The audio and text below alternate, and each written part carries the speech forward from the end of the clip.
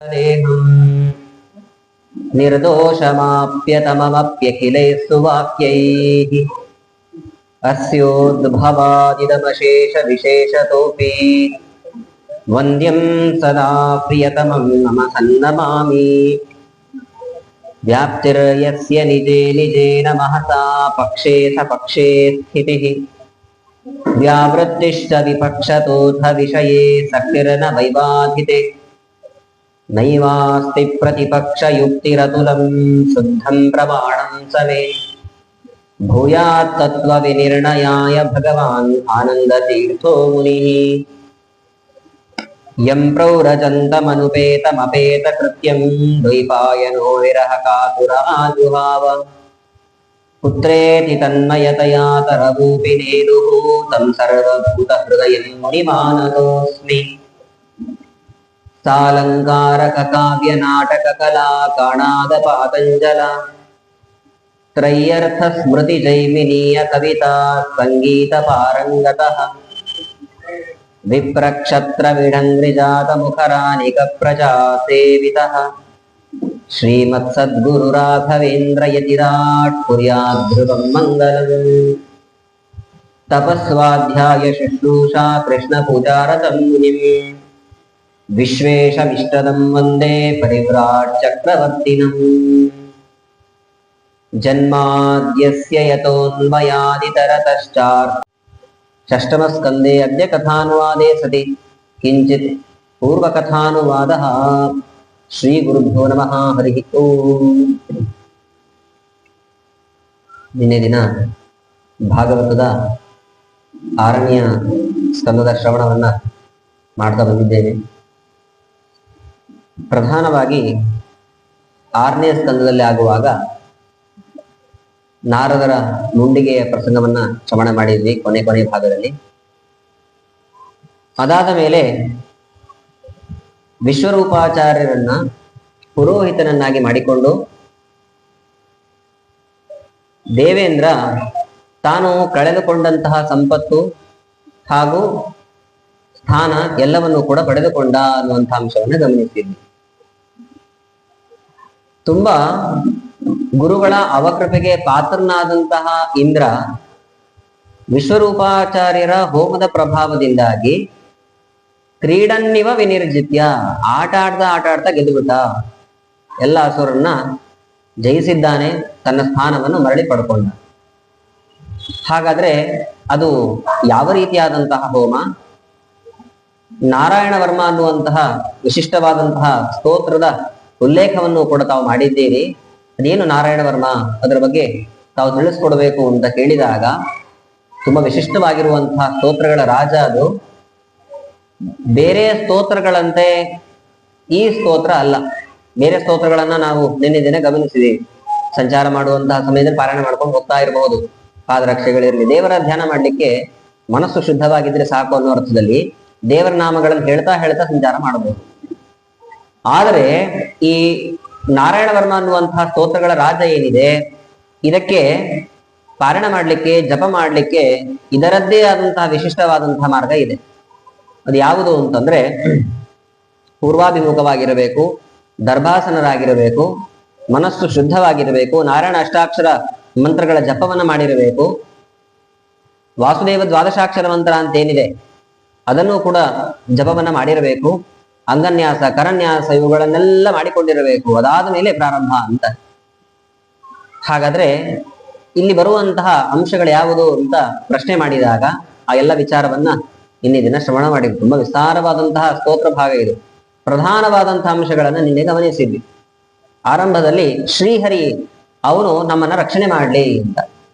ನೋಡಿ, ಎಲ್ಲ ಅವತಾರಗಳಿಗಿಂತಲೂ ತುಂಬಾ ಆರಂಭದಲ್ಲಿ ಶ್ರೀಹರಿ ನಾಮಕನಾದಂತಹ ಪರಮಾತ್ಮನ ಸ್ತೋತ್ರವನ್ನ ಮಾಡಿದ್ರು. ವಸ್ತುತಃ ನಾರಾಯಣ ವರ್ಮ ಸ್ತೋತ್ರ ಭಾಗ ಅನ್ನುವಂಥದ್ದೇನಿದೆ ಅದು ಆರಂಭವಾಗುವಂಥದ್ದು ಹೀಗೇನೆ.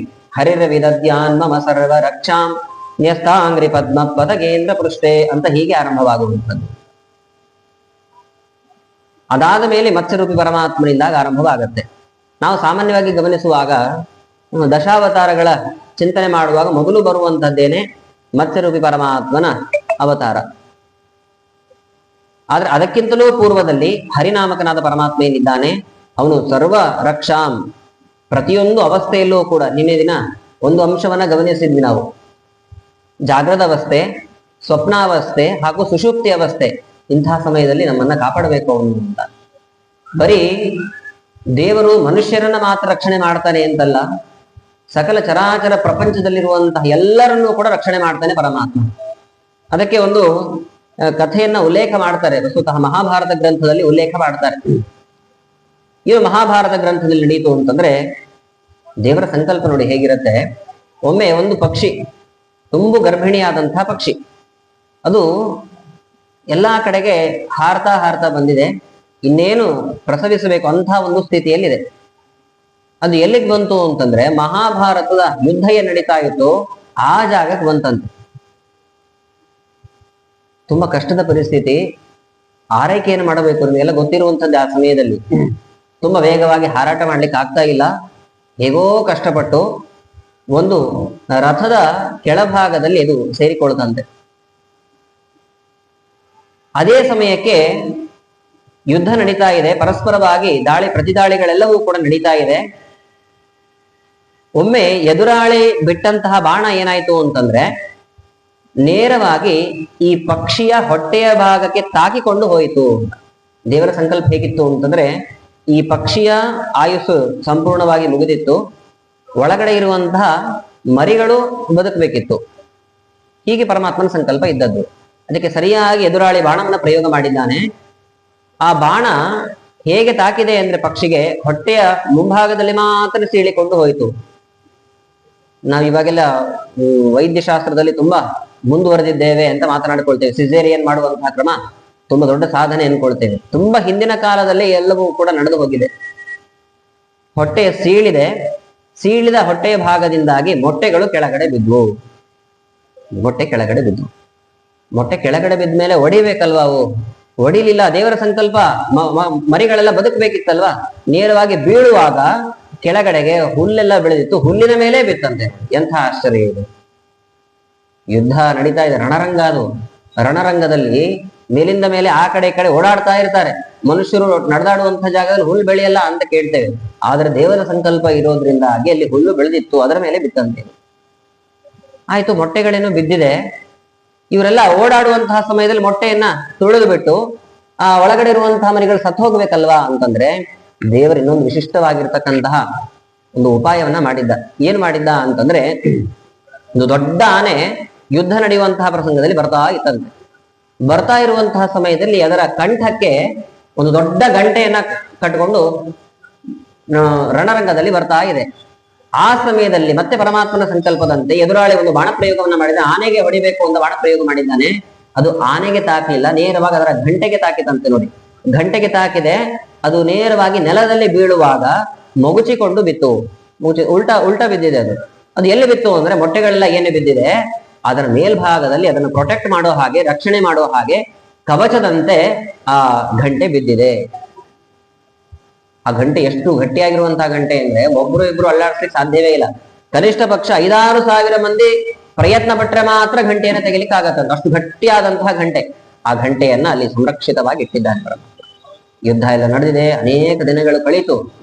ಒಮ್ಮೆ ಒಬ್ಬ ಸನ್ಯಾಸಿಗಳು ಶಿಷ್ಯರ ಜೊತೆ ಸಂಚಾರವನ್ನ ಮಾಡ್ತಾ ಇದ್ದಂತಹ ಸಮಯದಲ್ಲಿ, ಶಿಷ್ಯರು ಅಂದ್ರೆ 16,000 ಜನ ಶಿಷ್ಯರು ಸಂಚಾರ ಮಾಡ್ತಾ ಇದ್ದಂತಹ ಸಮಯದಲ್ಲಿ ಈ ರಣರಂಗದ ಪ್ರದೇಶಕ್ಕೆ, ಕುರುಕ್ಷೇತ್ರ ಅಂತ ಏನ್ ಕರಿತೇವೆ, ಕುರುಕ್ಷೇತ್ರದ ಭೂಭಾಗಕ್ಕೆ ಬಂದಿದ್ದಾರೆ. ಅಲ್ಲಿ ಪಕ್ಷಿಗಳ ಕಲರವ ಕೇಳಿಸ್ತಂತೆ, ಚಿಲಿಪಿಲಿ ಗುಟ್ಟುವಂಥದ್ದು ಕೇಳಿಸಿತು. ಎಲ್ಲಿ? ಗಂಟೆಯ ಒಳಗೆ. ಅನೇಕ ಶಿಷ್ಯರೆಲ್ಲ ಸೇರಿದ್ರು. ಆ ಶಿಷ್ಯರಿಗೆಲ್ಲ ಹೇಳಿ ಆ ಗಂಟೆಯ ಭಾಗವನ್ನು ಎತ್ತಿಸಿದಂತೆ. ತುಂಬಾ ಜನ ಶಿಷ್ಯರಿದ್ರು. ಪ್ರಯತ್ನ ಪೂರ್ವಕವಾಗಿ ಎತ್ತಿದ್ರೆ ಒಳಗಡೆ ಮರಿಗಳು ಚೆನ್ನಾಗಿ ಆಟ ಆಡ್ತಾ ಇತ್ತು ಅಂತ ಕೇಳ್ತೇವೆ. ನೋಡಿ ಹೇಗೆ ರಕ್ಷಣೆ ಮಾಡ್ತಾನೆ ದೇವರು. ರಕ್ಷತೀತ್ಯೇವ ವಿಶ್ವಾಸ ಇರಬೇಕು ದೇವರು ರಕ್ಷಣೆ ಮಾಡ್ತಾನೆ ಅಂತ. ಹಾಗಿದ್ರೆ ಮಾತ್ರ ರಕ್ಷಣೆ ಮಾಡ್ತಾನೆ. ಹಾಗಾಗಿ ಅದನ್ನ ಉದ್ದೇಶವಾಗಿಟ್ಕೊಂಡು ಇಲ್ಲಿ ಪ್ರಾರ್ಥನೆ ಮಾಡಿಕೊಳ್ಬೇಕು. ಸರ್ವರಕ್ಷಾಂ, ಎಲ್ಲರನ್ನ ರಕ್ಷಣೆ ಮಾಡ್ತಾನೆ, ಎಲ್ಲಾ ಕಾಲದಲ್ಲೂ ಎಲ್ಲಾ ದೇಶದಲ್ಲೂ ರಕ್ಷಣೆ ಮಾಡ್ತಾನೆ ಅಂತ ಈ ಅರ್ಥದಲ್ಲಿ. ನ್ಯಸ್ತಾಂಗ್ರಿ ಪದ್ಮ ಪತಗೇಂದ್ರ ಪೃಷ್ಠೆ, ದೇವರು ಹೇಗಿದ್ದಾನೆ ಅಂತ ನಿನ್ನೆ ದಿನ ತಿಳಿಸಿಕೊಟ್ರು ನಮಗೆ. ಗರುಡನ ಬೆನ್ನಿನ ಭಾಗದಲ್ಲಿ ಕಾಲುಗಳನ್ನ ಊರಿ ನಿಂತಿರತಕ್ಕಂತಹ ಸ್ವಾಮಿ ಅನೇಕ ಆಯುಧಗಳನ್ನ ಧಾರಣೆ ಮಾಡಿದ್ದಾನೆ. ಅಷ್ಟಗುಣೋಷ್ಟ ಬಾಹು, ಸಾಮಾನ್ಯವಾಗಿ ಮೇಲೆ ಗಮನಿಸುವಾಗ ಅಷ್ಟಗುಣ ಅಂದ್ರೆ ದೇವರಲ್ಲಿ 8 ಗುಣಗಳಿದೆ ಅಂತ ತಿಳಿಸಿಕೊಡ್ತಾ ಇದ್ದಾರೆ. ಆದ್ರೆ ಪ್ರಧಾನವಾದಂತಹ ಗುಣಗಳನ್ನ ಮಾತ್ರ ಹೇಳ್ತಾ ಇರೋದು. ದೇವರಲ್ಲಿ ಅನಂತ ಕಲ್ಯಾಣ ಗುಣಗಳಿದ್ದಾವೆ. ದೇವರ ಗುಣಗಳಲ್ಲಿ ಎಣಿಸ್ಲಿಕ್ಕಾಗತ್ತೆ? ಖಂಡಿತ ಸಾಧ್ಯ ಇಲ್ಲ. ನಮ್ಮ ಜಗನ್ನಾಥದಾಸರು ಫಲವಿದು ಬಾಳುವುದಕ್ಕೆ ಒಂದು ದೃಷ್ಟಾಂತವನ್ನು ಕೊಟ್ಟು ಹೇಳ್ತಾರೆ. ಭೂಮಿಯಲ್ಲಿ ಎಷ್ಟು ಕಣಗಳಿದೆ ಅಂತ ಎಣಿಸಿ ಹೇಳ್ತೀರಾ ಅಂತ ಕೇಳ್ತಾರೆ. ಎಷ್ಟು ಕಣಗಳು?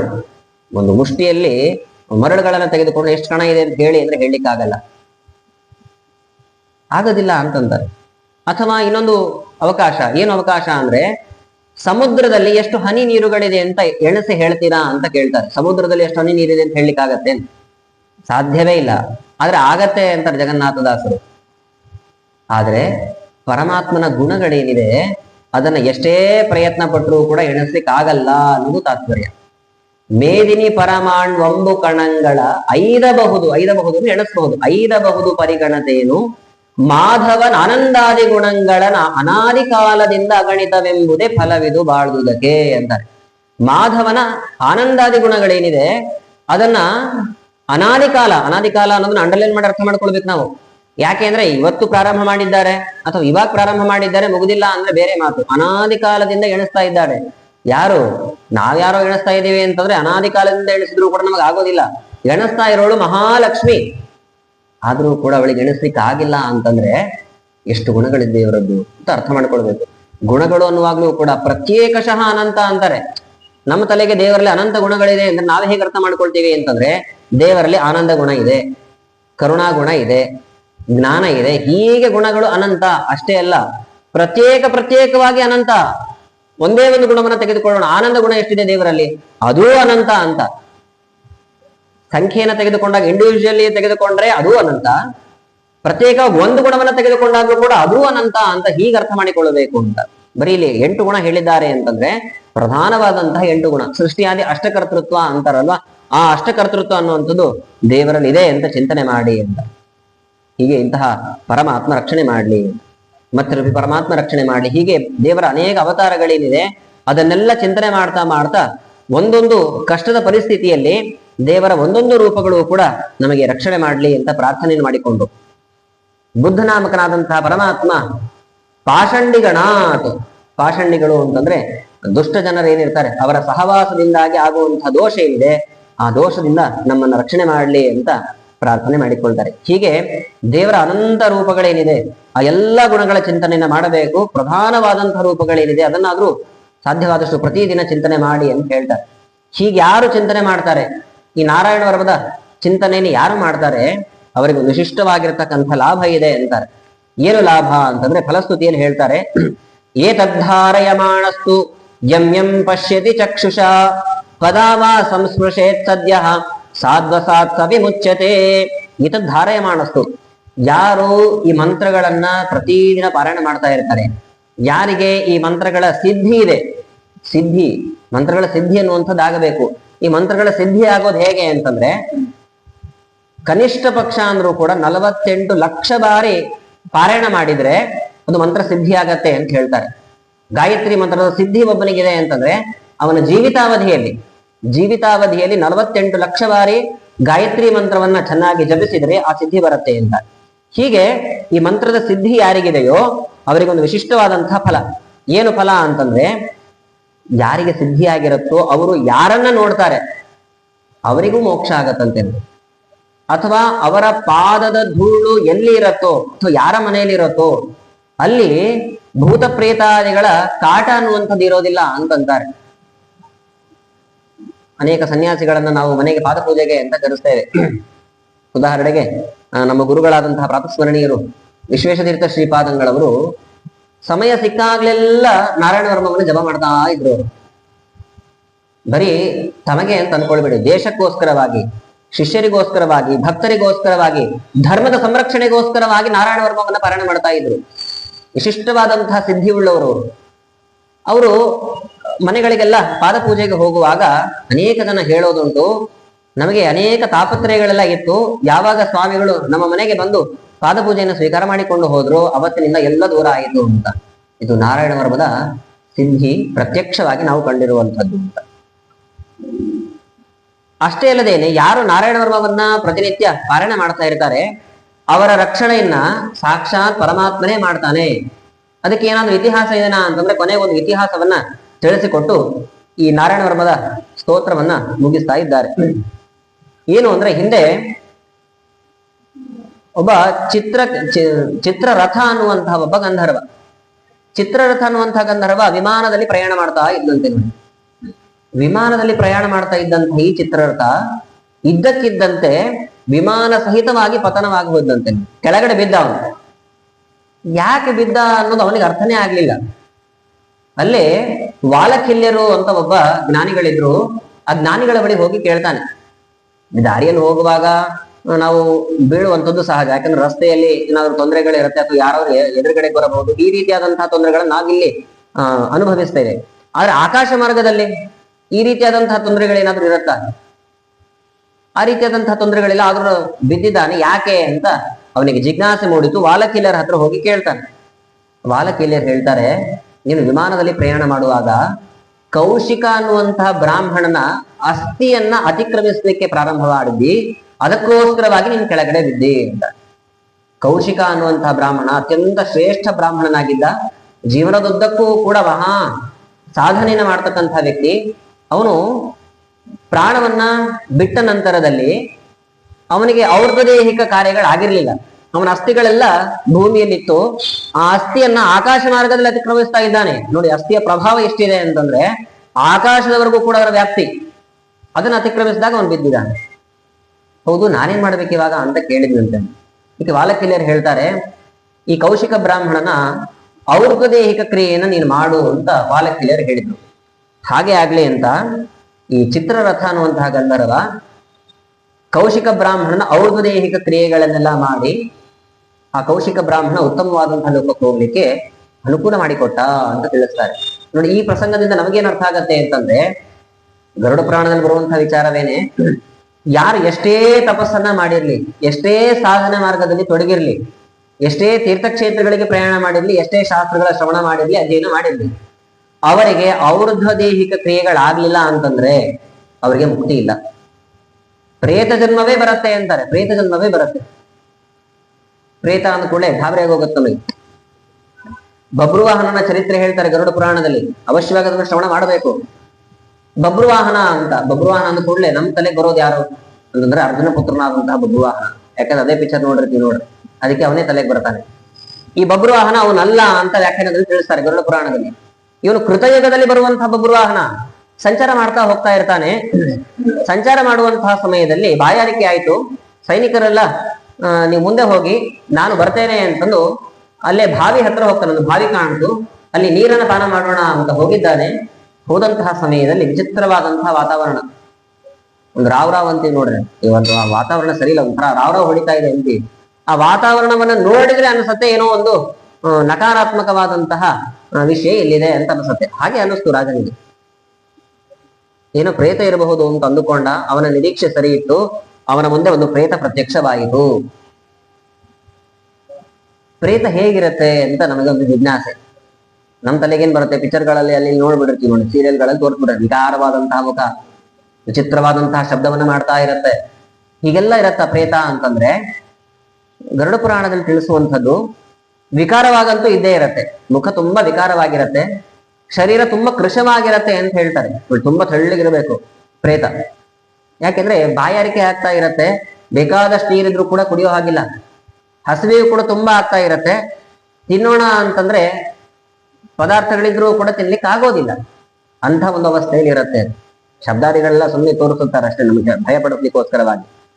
ಅಲ್ಲಿ ಒಬ್ಬ ವೈಶ್ಯ ಅಂತ, ಆ ವೈಶ್ಯ ಒಂದು ಮತದಲ್ಲಿ ಬಂದಂತಹ ಒಬ್ಬ ವ್ಯಕ್ತಿ, ಅವನು ಪ್ರತ್ಯಕ್ಷನಾಗಿ ಬರ್ತಾನೆ ಪ್ರೇತವಾಗಿ. ನಿನ್ನ ನಿರೀಕ್ಷೆ ಸರಿ ಇದೆ, ನಾನು ಪ್ರೇತನಾಗಿದ್ದೇನೆ ಅಂತಂತಾನೆ. ನನಗೆ ಯಾಕೆ ನಿನಗೆ ಪ್ರೇತ ಜನ್ಮ ಬಂತು ಅಂತ ಕೇಳಿದಾಗ ಅವನು ಹೇಳ್ತಾನೆ, ನಾನು ಹಿಂದೆ ಮಹಾ ಧರ್ಮಿಷ್ಠನಾಗಿದ್ದೆ, ಬೇಕಾದಷ್ಟು ದಾನ ಧರ್ಮಗಳನ್ನ ಮಾಡ್ತಾ ಇದ್ದೆ, ಇಂತಹ ಧರ್ಮಾಚರಣೆ ಮಾಡಿಲ್ಲ ಅಂತಿಲ್ಲ, ಎಲ್ಲ ಮಾಡಿದ್ದೇನೆ, ಆದ್ರೂ ನನಗೆ ಪ್ರೇತ ಜನ್ಮ ಬಂತು. ಯಾಕೆ ಅಂತಂದ್ರೆ ಆ ಪ್ರೇತ ಹೇಳುವಂಥದ್ದು ನನಗೆ ಔರ್ಧ್ವದೇಹಿಕ ಕ್ರಿಯೆ ಆಗ್ಲಿಲ್ಲ ಅಂತ. ಅದಕ್ಕೆ ನಾನೇನ್ ಮಾಡಿ, ನನ್ಗೆ ಯಾಕೆ ಹೇಳ್ತಿದ್ದಿ ಈ ಕಥೆ ಅಂತ ಬಬ್ರುವಾಹನ ಕೇಳಿದ್ರೆ, ನನಗೂ ನಿನಗೂ ಸಂಬಂಧ ಇದೆ ಅದಕ್ಕೆ ಹೇಳ್ತಿದ್ದೀನಿ ಅಂತ ಅಂತಂದ್ರೆ ಪ್ರೇತ. ನನಗೂ ನಿನಗೂ ಸಂಬಂಧ ಹೇಗೆ ಅಂತಂದ್ರೆ, ರಾಜನಿಗೆ ಎಲ್ಲಾ ಪ್ರಜೆಗಳಿಗೂ ಸಂಬಂಧ ಇದ್ದೇ ಇರತ್ತೆ. ಹಾಗಾಗಿ ನೀನು ನನಗೆ ಸಂಬಂಧಪಟ್ಟಂತಹ ಔರ್ಧ್ವದೇಹಿಕ ಕ್ರಿಯೆಯನ್ನ ಮಾಡು ಅಂತ ಆ ಪ್ರೇತ ಹೇಳ್ತಾನೆ. ಹಾಗೆ ಆಗ್ಲಿ ಅಂತಂದು ಅವನ ಸ್ವಸ್ಥಾನಕ್ಕೆ ಬಂದು ಈ ಪ್ರೇತವನ್ನ ಉದ್ದೇಶಿಸಿ ಔರ್ಧ್ವದೇಹಿಕ ಕ್ರಿಯೆಯನ್ನ ಮಾಡಿದ್ದಾನೆ ಬಬ್ರುವಾಹನ. ಅದರ ಪ್ರಭಾವದಿಂದಾಗಿ ಆ ಪ್ರೇತ ಜನ್ಮದಿಂದಾಗಿ ಮುಕ್ತನಾಗಿ ಉತ್ತಮವಾದಂತಹ ಲೋಕಕ್ಕೆ ಹೋದ ಅವನು ಅಂತ ಗರುಡ ಪುರಾಣದಲ್ಲಿ ದಾಖಲೆ ಮಾಡ್ತಾರೆ. ಈ ಪ್ರಸಂಗವನ್ನ ಯಾರು ಕೇಳ್ತಾರೋ ನೋಡಿ, ಸಾಕ್ಷಾತ್ ವ್ಯಾಸರು ಹೇಳ್ತಾರೆ, ಈ ಪ್ರಸಂಗವನ್ನ ಯಾರು ಕೇಳ್ತಾರೋ, ಈ ಕಥೆಯನ್ನ ಯಾರು ಶ್ರದ್ಧಾ ಭಕ್ತಿಯಿಂದ ಕೇಳ್ತಾರೋ ಅವರಿಗೆ ಜೀವನದಲ್ಲೇ ಅಪ್ಪಿತಪ್ಪಿ ಔರ್ಧ್ವದೇಹಿಕ ಕ್ರಿಯೆ ಆಗ್ಲಿಲ್ಲ ಅಂತ ಅನ್ಕೊಳ್ಳಿ, ಆ ಸಮಯದಲ್ಲೂ ಕೂಡ ಅವರಿಗೆ ಪ್ರೇತ ಜನ್ಮ ಬರೋದೇ ಇಲ್ಲ ಅಂತಾರೆ. ಬರೋದೇ ಇಲ್ಲ ಅಂತ ಅಷ್ಟು ವಿಶಿಷ್ಟವಾದಂತಹ ಕಥೆ ಇದು. ಸಾಮಾನ್ಯವಾಗಿ ಯಾರು ಮಾಡದೇ ಇರ್ಲಿಕ್ಕೆ ಸಾಧ್ಯ ಇಲ್ಲ, ಮಾಡೇ ಮಾಡ್ತಾರೆ. ವಿಶಿಷ್ಟವಾಗಿ ಈ ಕಥೆಗೆ ಅಂತ ಒಂದು ಶಕ್ತಿ ಇದೆ. ಪ್ರೇತ ಜನ್ಮದಿಂದಾಗಿ ಮುಕ್ತರಾಗುವಂತಹ ಒಂದು ಸಾಮರ್ಥ್ಯ ಈ ಒಂದು ಕಥೆಗಿದೆ ಅಂತಾರೆ. ಹಾಗಾದ್ರೆ ಈ ಕಥೆಯಿಂದ ನಮಗೇನ್ ಅರ್ಥ ಆಗತ್ತೆ? ಔರ್ಧ್ವದೇಹಿಕ ಕ್ರಿಯೆ ಅನ್ನೋದು ಅತ್ಯಂತ ಅವಶ್ಯಕ ಅಂತ, ಅತ್ಯಂತ ಅವಶ್ಯಕ. ಇನ್ನೊಂದು ಲೌಕಿಕ ದೃಷ್ಟಾಂತವನ್ನು ಕೊಡೋದು ಅಂತ ಆದ್ರೆ, ಒಬ್ಬ ಶ್ರೀಮಂತ ವ್ಯಕ್ತಿ ಪ್ರಯಾಣ ಮಾಡ್ತಾ ಇದ್ದಾನೆ ಅಂತ ಅನ್ಕೊಳ್ಳಿ, ರೈಲಲ್ಲಿ ಪ್ರಯಾಣ ಮಾಡ್ತಾ ಇದ್ದಾನೆ. ಉದಾಹರಣೆಗೆ ಗಂಗಾವತಿಯಿಂದ ಬೆಂಗಳೂರು ನಗರಕ್ಕೆ ಹೋಗ್ತಾ ಇದ್ದಾನೆ ಟ್ರೈನ್ ನಲ್ಲಿ. ಗಂಗಾವತಿ ದೃಷ್ಟಾಂತ ತೆಗೆದುಕೊಳ್ಬಹುದು. ಇವಾಗ ಇದೆಲ್ಲ ಹೊಸಪೇಟೆ, ಹುಬ್ಬಳ್ಳಿ ಆ ಕಡೆ ಎಲ್ಲ ಹೋಗ್ಬೇಕಿತ್ತು ನಾವು. ಗಂಗಾವತಿ ನಗರದಿಂದ ಬೆಂಗಳೂರಿಗೆ ಹೋಗ್ತಾ ಇದ್ದಾನೆ. ಹೋಗುವಂತಹ ಸಮಯದಲ್ಲಿ ಬೇಕಾದಷ್ಟು ಶ್ರೀಮಂತ ವ್ಯಕ್ತಿ ಟಿ ಸಿ ಮಧ್ಯದಲ್ಲಿ ಬಂದಂತೆ ರಾತ್ರಿ ವೇಳೆ ಟಿಕೆಟ್ ತೋರಿಸಿ ಅಂತ ಕೇಳ್ತಾನೆ ಟಿ ಸಿ. ಅದಕ್ಕೆ ಈ ವ್ಯಕ್ತಿ ಅಂತಾನೆ, ನನ್ನ ಪರ್ಸ್ ನೋಡಿ ಎಷ್ಟು ದುಡ್ಡಿದೆ ಅಂತ ತೋರಿಸಿದ್ನಂತೆ. ಬ್ಯಾಂಕ್ ಬ್ಯಾಲೆನ್ಸ್ ತೋರಿಸ್ತೀನಿ ಅಂತದ್ದು ಗೂಗಲ್ ಪೇ ಫೋನ್ ಪೇ ಅಲ್ಲಿ ಬ್ಯಾಲೆನ್ಸ್ ತೋರಿಸಿದ್ನಂತೆ. ಕೋಟಿ ಕೋಟಿ ದುಡ್ಡಿದೆ ಅವನಲ್ಲಿ. ಟಿ ಸಿ ಕೇಳ್ತಾನೆ, ಇದನ್ನ ಯಾಕೆ ನನಗೆ ತೋರಿಸ್ತೀರಿ ಅಂತ. ನನ್ನ ಹತ್ರ ಬೇಕಾದಷ್ಟು ದುಡ್ಡಿದೆ, ಆದ್ರೆ ಟಿಕೆಟ್ ಇಲ್ಲ ಅಂತಂದ. ಟಿಕೆಟ್ ತಗೊಂಡಿಲ್ಲ, ಅನಿವಾರ್ಯ ಪರಿಸ್ಥಿತಿ ಬಂತು, ಹತ್ತು ಬಿಟ್ಟಿದ್ದೀನಿ, ಹೋಗ್ತಾ ಇದ್ದೀನಿ, ಟಿಕೆಟ್ ಇಲ್ಲ. ಅದಕ್ಕೆ ಟಿ ಸಿ ಏನಂತ, ನಿನ್ನ ಹತ್ರ ಬೇಕಾದಷ್ಟು ದುಡ್ಡಿದ್ರು ಇಲ್ಲಿ ಪ್ರಯಾಣ ಮಾಡ್ಲಿಕ್ಕೆ ಬೇಕಾಗೋದು ಟಿಕೆಟ್ ಮಾತ್ರ. ಆ ಟಿಕೆಟ್ ಇಲ್ಲ ಅಂದ್ರೆ ನಿನ್ಗೆ ಅವಕಾಶ ಇಲ್ಲ ಪ್ರಯಾಣ ಮಾಡ್ಲಿಕ್ಕೆ, ಇಳಿ ಅಂತಾನೆ ಫೈನ್ ಹಾಕ್ತಾನೆ ಅಲ್ವಾ. ಅದೇ ರೀತಿಯಾಗಿ ಬೇಕಾದಷ್ಟು ಧರ್ಮಾಚರಣೆಯನ್ನ ಮಾಡಿ ಪುಣ್ಯ ಸಂಪಾದನೆಯನ್ನು ಮಾಡಿಕೊಂಡಿದ್ರು ಕೂಡ ಔರ್ಧ್ವದೇಹಿಕ ಕ್ರಿಯೆ ಅನ್ನೋದೇನಿದೆ, ಇಹಲೋಕದಿಂದ ಪರಲೋಕಕ್ಕೆ ಪ್ರಯಾಣ ಮಾಡ್ಲಿಕ್ಕಿರುವಂತಹ ಒಂದು ಸಾಧನ. ಅದಿಲ್ಲ ಅಂತಂದ್ರೆ ಪ್ರೇತ ಜನ್ಮ ಬರತ್ತೆ ಅಂತ ತಿಳಿಸ್ಕೊಟ್ಟಿದ್ದಾರೆ. ಹಾಗೆ ಇಲ್ಲಿ ಕೌಶಿಕ ಬ್ರಾಹ್ಮಣನಿಗೂ ಕೂಡ ಔರ್ಧ್ವದೇಹಿಕ ಕ್ರಿಯೆಯನ್ನು ಯಾರೂ ಮಾಡಿರ್ಲಿಲ್ಲ. ಸಾಕ್ಷಾತ್ ಚಿತ್ರರಥ ಅನ್ನುವಂತಹ ಗಂಧರ್ವ ಬಂದು ಔರ್ಧ್ವದೇಹಿಕ ಕ್ರಿಯೆಯನ್ನ ಮಾಡಿ ಅವನಿಗೆ ಮುಕ್ತಿ ಕೊಡಿಸಿದ್ದಾನೆ ಅಂತ. ಹಾಗಾದ್ರೆ ಈ ಚಿತ್ರರಥ ಅಂದ್ರೆ ಯಾರು ಅಂತ ಒಂದು ಪ್ರಶ್ನೆ ಬರುತ್ತೆ. ಅವನಿಗೂ ಇವನಿಗೂ ಏನು ಸಂಬಂಧ ಅಂತಂದ್ರೆ, ಚಿತ್ರರಥ ಅಂದ್ರೆ ಬೇರೆ ಯಾರು ಅಲ್ಲ, ಸಾಕ್ಷಾತ್ ಪರಮಾತ್ಮ ಅಂತ ಕೊನೆಗೆ ವ್ಯಾಖ್ಯಾನದಲ್ಲಿ ತಿಳಿಸ್ತಾರೆ. ಅದ್ ಹೇಗೆ ಅಂತಂದ್ರೆ, ಭಗವದ್ಗೀತೆಯಲ್ಲಿ ಕೃಷ್ಣ ಸ್ವತಃ ತಾನೇ ಹೇಳಿಕೊಂಡಿದ್ದಾನೆ. ಒಂದೊಂದು ವಿಭೂತಿ ರೂಪ ದೇವರದ್ದು ಒಂದೊಂದು ಕಡೆಗಿದೆ. ಅಶ್ವತ್ಥ ಸರ್ವ ವೃಕ್ಷಾಣ, ಅಶ್ವತ್ಥ ವೃಕ್ಷದಲ್ಲಿ ನನ್ನ ವಿಭೂತಿ ರೂಪ ಇದೆ ಅಂತಾನೆ. ದೈತ್ಯರಲ್ಲಿ ಪ್ರಹ್ಲಾದಶ್ಚಾಸ್ತ್ರಿ ದೈತ್ಯಾನ, ಪ್ರಹ್ಲಾದರಲ್ಲಿ ನನ್ನ ವಿಭೂತಿ ರೂಪ ಇದೆ ಅಂತಾನೆ. ಹಾಗೆ ಗಂಧರ್ವಾಣ ಚಿತ್ರರಥ ಅಂತಾನೆ. ಗಂಧರ್ವರ ಒಂದು ಕೆಟಗರಿಯನ್ನ ತೆಗೆದುಕೊಂಡ್ರೆ ಚಿತ್ರರಥ ಅನ್ನುವಂತಹ ಗಂಧರ್ವರಲ್ಲಿ ನನ್ನ ವಿಭೂತಿ ರೂಪ ಇದೆ ಅಂತಾನೆ. ಹಾಗಾದ್ರೆ ಈ ಕೌಶಿಕ ಬ್ರಾಹ್ಮಣ ಪ್ರತಿನಿತ್ಯವೂ ನಾರಾಯಣ ವರ್ಮವನ್ನ ಪಾರಾಯಣ ಮಾಡ್ತಾ ಇದ್ದ. ಆದ್ರಿಂದಾಗಿ ಅವನ ರಕ್ಷಣೆಗಾಗಿ ಸಾಕ್ಷಾತ್ ಪರಮಾತ್ಮನೇ ಬಂದ ಅನ್ನುವಂಥದ್ದು ವಿಶೇಷ. ಹೀಗೆ ಅತ್ಯಂತ ವಿಶಿಷ್ಟವಾಗಿರುವಂತಹ ಸ್ತೋತ್ರಗಳ ರಾಜ ಇದು. ಪ್ರತಿನಿತ್ಯವೂ ಕೂಡ ಎಲ್ಲರೂ ಪಾರಾಯಣ ಮಾಡಿ ತಿಳಿಸಿಕೊಡ್ತಾರೆ. ಅದಾದ ಮೇಲೆ ನಡೆದಂತಹ ಪ್ರಸಂಗವನ್ನ ತಿಳಿಸಿಕೊಡ್ತಾರೆ. ಈ ವಿಶ್ವರೂಪಾಚಾರ್ಯರು ಪುರೋಹಿತರಾಗಿ ಹೋಮವನ್ನ ಏನು ಮಾಡಿಸ್ತಾ ಇದ್ರು, ಒಂದ್ ಅಂಶದಿಂದಾಗಿ ದೈತ್ಯರಿಗೂ ಕೂಡ ಆಹುತಿಯನ್ನು ಹಾಕ್ಲಿಕ್ಕೆ ಪ್ರಾರಂಭ ಮಾಡಿದ್ರಂತೆ. ಒಂದ್ ಅಂಶದಿಂದ ದೇವತೆಗಳಿಗೆ ಜಯವಾಗ್ಲಿ ಅಂತ, ಇನ್ನೊಂದು ಅಂಶದಿಂದ ದಾನವರಿಗೂ ಒಳ್ಳೇದಾಗ್ಲಿ ಅಂತ. ಯಾಕೆ ಅಂತಂದ್ರೆ ತಾಯಿಯ ವಂಶ ಏನಿದೆ ಅದು ದೈತ್ಯರ ವಂಶ ಅದು. ಹಾಗಾಗಿ ಆ ವಂಶಕ್ಕೂ ಕೂಡ ಅವರ ಕಡೆಯವರೆಗೂ ಕೂಡ ಅನುಕೂಲ ಆಗ್ಲಿ ಅಂತ ಹೀಗೆ ಆಹುತಿ ಹಾಕುವಂತಹ ಸಮಯದಲ್ಲಿ ದೇವೇಂದ್ರನಿಗೆ ಗೊತ್ತಾಯಿತು. ದೇವೇಂದ್ರನಿಗೆ ಕೋಪ ಬಂದು ವಿಶ್ವರೂಪಾಚಾರ್ಯರ ಶಿರಸ್ಸನ್ನ ಛೇದನ ಮಾಡಿಬಿಟ್ಟ. ನೋಡಿ, ಪುರೋಹಿತರ ತಲೆಯನ್ನೇ ತೆಗೆದುಬಿಟ್ಟ. ವಿಶ್ವರೂಪಾಚಾರ್ಯರು ಬ್ರಾಹ್ಮಣರನ್ನ ಕೊಂದ್ರೆ ಏನ್ ದೋಷ ಬರುತ್ತೆ? ದೊಡ್ಡ ಪಾಪ ಅದು, ಬ್ರಹ್ಮ ಹತ್ಯಾ ದೋಷ ಅಂತ ದೊಡ್ಡ ದೋಷ. ಆ ದೋಷಕ್ಕೆ ತುತ್ತಾದ ದೇವೇಂದ್ರ. ಅದಾದ ನಂತರದಲ್ಲಿ ಅದರಿಂದ ಮುಕ್ತನಾಗಬೇಕಲ್ವ, ತುಂಬಾ ಪ್ರಯತ್ನ ಪಟ್ಟ. ನದಿಯಲ್ಲಿ ಕುಳಿತುಕೊಂಡು ಅನೇಕ ವರ್ಷಗಳ ಕಾಲ ತಪಸ್ಸನ್ನ ಮಾಡಿದ್ದಾನೆ. ಬ್ರಹ್ಮಹತ್ಯೆ ದೋಷ ಹೋಗ್ಲಿಲ್ಲ. ಕೊನೆಗೆ ಬ್ರಹ್ಮದೇವರ ಆದೇಶದಂತೆ ಅವನು ಬ್ರಹ್ಮಹತ್ಯಾ ದೋಷವನ್ನ 4 ವಿಭಾಗ ಮಾಡಿದಂತೆ. 4 ವಿಭಾಗ ಮಾಡಿದ. 4 ವಿಭಾಗವನ್ನ ಮಾಡಿ ಒಬ್ರೊಬ್ಬರಿಗೆ ಕೊಡ್ತಾನೆ. ಹಂಚಿದ. ವೃಕ್ಷಗಳಿಗೆ ಹಂಚಿದಾನೆ ಬ್ರಹ್ಮಹತ್ಯಾ ದೋಷವನ್ನ, ಭೂಮಿಗೆ ಹಂಚಿದಾನೆ ಬ್ರಹ್ಮಹತ್ಯಾ ದೋಷವನ್ನ, ನೀರಿಗೆ ಹಂಚಿದಾನೆ ಬ್ರಹ್ಮಹತ್ಯಾ ದೋಷ, ಹಾಗೆ ಸ್ತ್ರೀಯರಿಗೂ ಕೂಡ ಹಂಚಿದಾನೆ ಅಂತ ಭಾಗವತ ನಿರೂಪಣೆ ಮಾಡುತ್ತೆ. ಸುಮ್ಮನೆ ಹಂಚಲಿಲ್ಲ, ಹಂಚುವಾಗಲೂ ಕೂಡ ಒಂದು ವರವನ್ನ ಕೊಟ್ಟು ಹಂಚಿದಾನೆ. ಅದು ವಿಶೇಷ. ಏನು ವರ ಅಂತಂದ್ರೆ ನೋಡಿ, ವೃಕ್ಷಗಳಿಗೆ ಕರೆದು ಹೇಳ್ತಾನೆ, ಬ್ರಹ್ಮಹತ್ಯ ದೋಷ ಬಂದಿದೆ, ನೀವು ಸ್ವೀಕಾರ ಮಾಡಿ ಅಂತ. ನಾವ್ಯಾಕೆ ಸ್ವೀಕಾರ ಮಾಡಬೇಕು ಅಂತ ಕೇಳಿದ್ವಿ ವೃಕ್ಷಗಳೆಲ್ಲ. ಅದಕ್ಕೆ ನಿಮ್ಗೊಂದು ವರ ಕೊಡ್ತೀನಿ. ಏನ್ ವರ ಬೇಕು ಅಂತ ಕೇಳಿದಾಗ ಆ ಮರಗಳು ಕೇಳಿತು, ನಮ್ಮನ್ನ ಎಷ್ಟೇ ಕತ್ತರಿಸಿದ್ರು ಕೂಡ ಮತ್ತೆ ಹುಟ್ಟುವಂತಹ ಸೌಭಾಗ್ಯ ಬರಲಿ ನಮಗೆ, ತಥಾಸ್ತು ಅಂತ ಇಂದ್ರ ವರ ಕೊಟ್ಟ. ಅದರ ಪ್ರಭಾವದಿಂದ ನೋಡಿ, ಮರ ಕಡಿದ್ರೂ ಕೂಡ ಮತ್ತೆ ಬೆಳೆಯತ್ತೆ. ಮನುಷ್ಯನ ತಲೆ ತೆಗೆದ್ರೆ ಮತ್ತೆ ಬೆಳೆಯತ್ತಾ ಹೇಳಿ? ಇಲ್ಲ. ಮರಗಳಿಗೆ ಆ ಸಾಮರ್ಥ್ಯ ಇದೆ, ಇಂದ್ರದೇವರು ಕೊಟ್ಟಂತಹ ವರ ಇದೆ. ಅವುಗಳಲ್ಲಿ ಕಾಣುವಂತಹ ಬ್ರಹ್ಮಹತ್ಯಾ ದೋಷ ಅಂದ್ರೆ ಮರಗಳಲ್ಲಿ ಕಾಣುವಂತಹ ಅಂಟು ಬರ್ತಾ ಇರತ್ತೆ ನೋಡಿ, ಅದು ದೋಷ ಅಂತ ಹೇಳ್ತಾರೆ. ಹಾಗಾಗಿ ಅದನ್ನ ಸ್ಪರ್ಶಿಸೋ ಹಾಗಿಲ್ಲ. ಇನ್ನು ನೀರು ಅಂತಂದ್ರೆ ನೀರಿನ ಅಭಿಮಾನಿ ದೇವತೆಗಳನ್ನ ಕರೀತಾನೆ. ನಿಮಗೆ ಬ್ರಹ್ಮಹತ್ಯಾ ದೋಷವನ್ನ ನಾನು ಕೊಡಬೇಕು ಅಂತ ಅಂದುಕೊಂಡಿದ್ದೀನಿ, ಹಾಗಾದ್ರೆ ನಮಗೇನ್ ವರ ಕೊಡ್ತೀಯ? ಏನ್ ಬೇಕು ಕೇಳಿ ಅಂತ ದೇವೇಂದ್ರ ಅಂದಾಗ, ಈ ಭೂಮಿಯಲ್ಲಿ ಹೆಚ್ಚಿನ ಅಂಶ ನಾವೇ ಇರಬೇಕು ಅಂತ ಕೇಳಿಕೊಂಡ್ರು ನೀರಿನ ಅಭಿಮಾನಿ ದೇವತೆಗಳು. ಹಾಗೆ ಆಗ್ಲಿ ಅಂತ ವರ ಕೊಟ್ಟನಂತೆ. ನಾವು ಸೈಂಟಿಫಿಕ್ ಆಗಿ ಕೇಳ್ತೇವೆ ನೋಡಿ, ಇಡೀ ಸಮಗ್ರ ಭೂಮಂಡಲದ 72% ನೀರಿನಿಂದಾಗಿ ಆವೃತವಾಗಿದೆ ಅಂತ ಕೇಳ್ತೇವೆ. ನೀರು ಹೆಚ್ಚು ಆವರಿಸಿಕೊಂಡಿದೆ. ಅದಕ್ಕೆ ಬ್ರಹ್ಮಹತ್ಯಾ ದೋಷ ಅಂತಂದ್ರೆ ನೀರಿನಲ್ಲಿ ಬರುವಂತಹ ನೊರೆ ಏನಿದೆ, ಆ ನೊರೆ ಬ್ರಹ್ಮಹತ್ಯಾ ದೋಷ ಅಂತಾರೆ. ಸಮುದ್ರದ ತೀರದಲ್ಲಿ ಬರ್ತಾ ಇರತ್ತೆ, ಅಥವಾ ನೀರನ್ನ ಬಿಡುವಾಗ ಗುಳ್ಳೆಗಳೆಲ್ಲ ಬರ್ತಾ ಇರತ್ತೆ ನೋಡಿ, ಆ ಗುಳ್ಳೆಗಳೆಲ್ಲ ಅದನ್ನು ಸ್ವೀಕಾರ ಮಾಡುವಾಗಲೇ ಮುಟ್ಟಬಾರದು ಅಂತಂತಾರೆ. ಹಾಗಾಗಿ ಕೆಲವು ಸನ್ಯಾಸಿಗಳು ನಾವು ಗಮನಿಸ್ತೇವೆ, ಬಾವಿ ನೀರನ್ನೇ ಸ್ನಾನ ಮಾಡ್ತಾರೆ, ಮಡಿಗೆ ಅಂತ ಬಳಸೋದು ಬಾವಿ ನೀರನ್ನ ಮಾತ್ರ. ಯಾಕೆ ಅಂದ್ರೆ ಈ ನಳ ಬಿಟ್ಟಾಗ ಏನಾಗತ್ತೆ, ಗುಳ್ಳೆಗಳೆಲ್ಲ ಬರತ್ತೆ, ಅದನ್ನ ಸ್ವೀಕಾರ ಮಾಡೋ ಹಾಗಿಲ್ಲ ಸ್ನಾನಕ್ಕೆ ಅಂತ. ಹಾಗಾಗಿ ನದಿಗಳಲ್ಲಿ ಅಥವಾ ಬಾವಿ ಸ್ನಾನ ಮಾಡ್ತಾರೆ. ಹೀಗೆ ಆಯ್ತು ಅಂತ ಅವುಗಳು ಕೂಡ ಬ್ರಹ್ಮಹತ್ಯಾ ದೋಷವನ್ನು ಸ್ವೀಕಾರ ಮಾಡಿ. ಇನ್ನು ಭೂಭಾಗ ಏನಿದೆ, ಭೂಮಿ, ಅದಕ್ಕೂ ಕೂಡ ಕರೆದು ಹೇಳ್ತಾನೆ, ನೀವು ಕೂಡ ಬ್ರಹ್ಮಹತ್ಯಾ ದೋಷವನ್ನು ಸ್ವೀಕಾರ ಮಾಡಿ. ಆಯ್ತು ಅಂತ ಸ್ವೀಕಾರ ಮಾಡ್ತೀವಿ. ನಮಗೇನ್ ಬರಬೇಕು ಅಂತಂದ್ರೆ, ಕೆಲವು ತಗ್ಗಿದಂತಹ ಪ್ರದೇಶಗಳೆಲ್ಲ ಏನಿರತ್ತೆ ಅದು ತಾವಾಗೆ ಮುಚ್ಕೊಳ್ಬೇಕು ಅಂತ. ಅನೇಕ ಕಡೆಗೆ ತಗ್ಗು ಪ್ರದೇಶಗಳಲ್ಲಿ ಇರತ್ತೆ, ತಾವಾಗೆ ಮುಚ್ಕೊಳ್ತಾವೆ.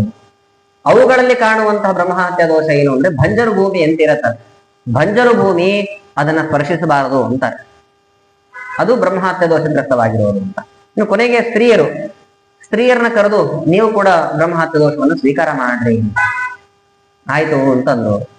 ನಮಗೇನ್ ವರ ಅಂತ ಕೇಳಿದ್ರೆ, ನಿಮ್ಗೇನ್ ಬೇಕೋ ಕೇಳಿ ಅಂತಂದ್ರೆ, ಸ್ತ್ರೀಯರೆಲ್ಲ ಏನ್ ಕೇಳಿದ್ರು ಅಂತಂದ್ರೆ, ನಮಗೆ ಸಂತಾನವನ್ನ ಧಾರಣೆ ಮಾಡುವಂತಹ ಸಾಮರ್ಥ್ಯವನ್ನು ಕೊಡು ಅಂತ ಕೇಳಿದ್ರು. ಅನೇಕ ಸಂತಾನ, ಈ ಬಾಳೆ ಗಿಡದಂತೆ ಅಲ್ಲ, ಬಾಳೆ ಗಿಡ ನಿಮ್ಗೆಲ್ಲ ಗೊತ್ತಿರೋ ಹಾಗೆ ಒಂದೇ ಗೊನೆ ಅದರಲ್ಲಿ. ಸ್ತ್ರೀಯರಾಗುವಾಗ ಹೆಚ್ಚೆಚ್ಚು ಸಂತಾನವನ್ನ ಪಡೆಯಲಿಕ್ಕೆ ಅವಕಾಶವನ್ನ ಮಾಡಿಕೊಡು ಅಂತ ಕೇಳಿದಾಗ ಆಯ್ತು ಅಂತ ದೇವೇಂದ್ರನವರ. ಅವರಲ್ಲೂ ಕೂಡ ಬ್ರಹ್ಮಹತ್ಯಾ ದೋಷ ಇದೆ. ಆ ಬ್ರಹ್ಮಹತ್ಯಾ ದೋಷ ಏನು ಅಂತಂದ್ರೆ, 15 ದಿನಕ್ಕೊಮ್ಮೆ ಮುಟ್ಟಾಗ್ತಾರೆ ನೋಡಿ, ಆ ಮುಟ್ಟಿನ ಅಂಶ ಏನಿದೆ ಅದೆಲ್ಲವೂ ಕೂಡ ಬ್ರಹ್ಮಹತ್ಯಾ ದೋಷಕ್ಕೆ ಸಂಬಂಧಪಟ್ಟಿರುವಂತದ್ದು ಅಂತ. ದೊಡ್ಡ ಗಲಾಟೆ ಆಗತ್ತೆ ಇವಾಗ್ಲಂತೂ. ನಮಗ್ ಮಾತ್ರ 3 ದಿನ ದೂರ ಕೂಡಿಸಿ ಬಿಡ್ತಾರೆ, ಈ ಪುರುಷರಿಗೆಲ್ಲ ಯಾವ ತೊಂದರೆಗಳು ಇಲ್ಲ ಅಂತ. ನಮಗೆಲ್ಲ ಗೊತ್ತು, ಸ್ತ್ರೀಯರು ಹೊರಗಾದಂತಹ ಸಮಯದಲ್ಲಿ ನಿಜವಾಗ್ಲೂ ಕಷ್ಟ ಅನುಭವಿಸೋದು ಯಾರು ಅಂತ, ಪುರುಷರಿಗೇನೆ ಹೆಚ್ಚು ಕಷ್ಟ ಅಲ್ವಾ? ಕೆಲಸ ಯಾರಿಗಿರತ್ತೆ ಹೇಳ್ರಿ? ಇವ್ರ ಆರಾಮ್ ರೆಸ್ಟ್ ತಗೊಳ್ಬಹುದು, ಪುರುಷರಿಗೆ ಮೈ ಮೇಲೆಲ್ಲ ಕೆಲಸ ಬಿದ್ದಿರತ್ತೆ. ಹಾಗಾಗಿ ಪ್ರತಿನಿತ್ಯ ಅನೇಕ ಸೇವೆಗಳನ್ನ, ಕೆಲಸಗಳನ್ನ ಮಾಡ್ತಾ ಇರ್ತಾರೆ ಸ್ತ್ರೀಯರು. ಅವರಿಗೂ ಕೂಡ ಒಂದು ವಿಶ್ರಾಂತಿಗೆ ಅವಕಾಶವನ್ನ ಮಾಡಿಕೊಳ್ಳಿಕ್ಕೋಸ್ಕರವಾಗಿ ಒಂದು ವ್ಯವಸ್ಥೆಯನ್ನ ಮಾಡಿದ್ದಾರೆ ಅಂತ ಯಾಕೆ ಅರ್ಥ ಮಾಡಿಕೊಳ್ಳೋದಿಲ್ಲ? ಇದೆಲ್ಲ ಚಿಂತನೆ ಮಾಡಿದಾಗ ಮತ್ತೆ ಇನ್ನೊಂದು ಅಂಶವನ್ನು ಹೇಳ್ತಾರೆ. 15 ದಿನದವರೆಗೂ ಕೂಡ, ಅಥವಾ 1 ತಿಂಗಳಲ್ಲಿ ಅನೇಕ ದೋಷಗಳನ್ನ ಏನೆಲ್ಲ ಮಾಡಿರ್ತಾರೆ, ಆ ಎಲ್ಲ ದೋಷಗಳು ಕೂಡ ಮುಟ್ಟಿನ ರೂಪದಲ್ಲಿ ಬಹಿರ್ಮುಖವಾಗಿ ಹೋಗತ್ತೆ ಅಂತಂತಾರೆ. ಎಂಥ ಒಂದು ಅವಕಾಶವನ್ನ ಮಾಡಿಕೊಟ್ಟಿದ್ದಾರೆ ದೇವೇಂದ್ರ. ವರ ಎಂಥದ್ದು ಅಂತ ಅರ್ಥ ಮಾಡಿಕೊಳ್ಳೋದು. ಪುರುಷರಿಗೆ ಯಾವ ನಿಯಮ ಇಲ್ಲ, ಪಾಪವನ್ನ ಹಾಗೆ ಶೇಖರಣೆ ಮಾಡಿಕೊಳ್ತಾ ಹೋಗ್ತಾರೆ ಅಷ್ಟೇ. ಹೀಗೆ ವಿಶ್ವರೂಪಾಚಾರ್ಯರ ಹನನದಿಂದಾಗಿ ಬಂದಂತಹ ಬ್ರಹ್ಮಹತ್ಯಾ ದೋಷವನ್ನ ವಿಭಾಗವನ್ನ ಮಾಡಿಕೊಂಡ್ರೂ ಕೂಡ ನಿಷ್ಠು ಅಂಶ ಹಾಗೆಯೇ ಉಳಿದುಕೊಂಡಿತ್ತಂತೆ ಬ್ರಹ್ಮಹತ್ಯಾ ದೋಷ. ಇತ್ತ ಕಡೆಗೆ ವಿಶ್ವರೂಪಾಚಾರ್ಯರನ್ನ ಪೌರೋಹಿತ್ಯಕ್ಕೆ ಅಂತ ಕರೆದುಕೊಂಡು ಹೋಗಿ ಅವ್ರನ್ನ ಸಂಹಾರಣೆ ಮಾಡಿಬಿಟ್ನಲ್ಲ ದೇವೇಂದ್ರ ಅಂತ ತುಂಬಾ ಕೋಪ ಬಂದು, ತ್ವಷ್ಟು ಪ್ರಜಾಪತಿ ವಿಶ್ವರೂಪಾಚಾರ್ಯರ ತಂದೆ ಒಂದು ಹೋಮವನ್ನ ಮಾಡಿದ್ರಂತೆ. ಹೋಮವನ್ನ ಮಾಡಿದ್ರು. ಎಂತಹ ಹೋಮ ಅಂತಂದ್ರೆ, ದೇವೇಂದ್ರನನ್ನ ಕೊಲ್ಲುವಂತಹ ಮಗ ಹುಟ್ಲಿ ಅಂತ ಹೋಮ ಮಾಡಿದ್ರು. ದೊಡ್ಡ ಹೋಮ ಮಾಡಿದ್ದು ತ್ವಷ್ಟೃ ಪ್ರಜಾಪತಿ ಆಹುತಿ ಹಾಕಿರುವಂಥದ್ದು ಅವರೇ. ಆಹುತಿ ಹಾಕುವಂತಹ ಸಮಯದಲ್ಲಿ ಸ್ವಲ್ಪ ಸ್ವರದಲ್ಲಿ ವ್ಯತ್ಯಾಸ ಆಯಿತು. ನೋಡಿ, ವ್ಯತ್ಯಾಸ ಆದದ್ದು ಸ್ವರದಲ್ಲಿ ಮಾತ್ರ.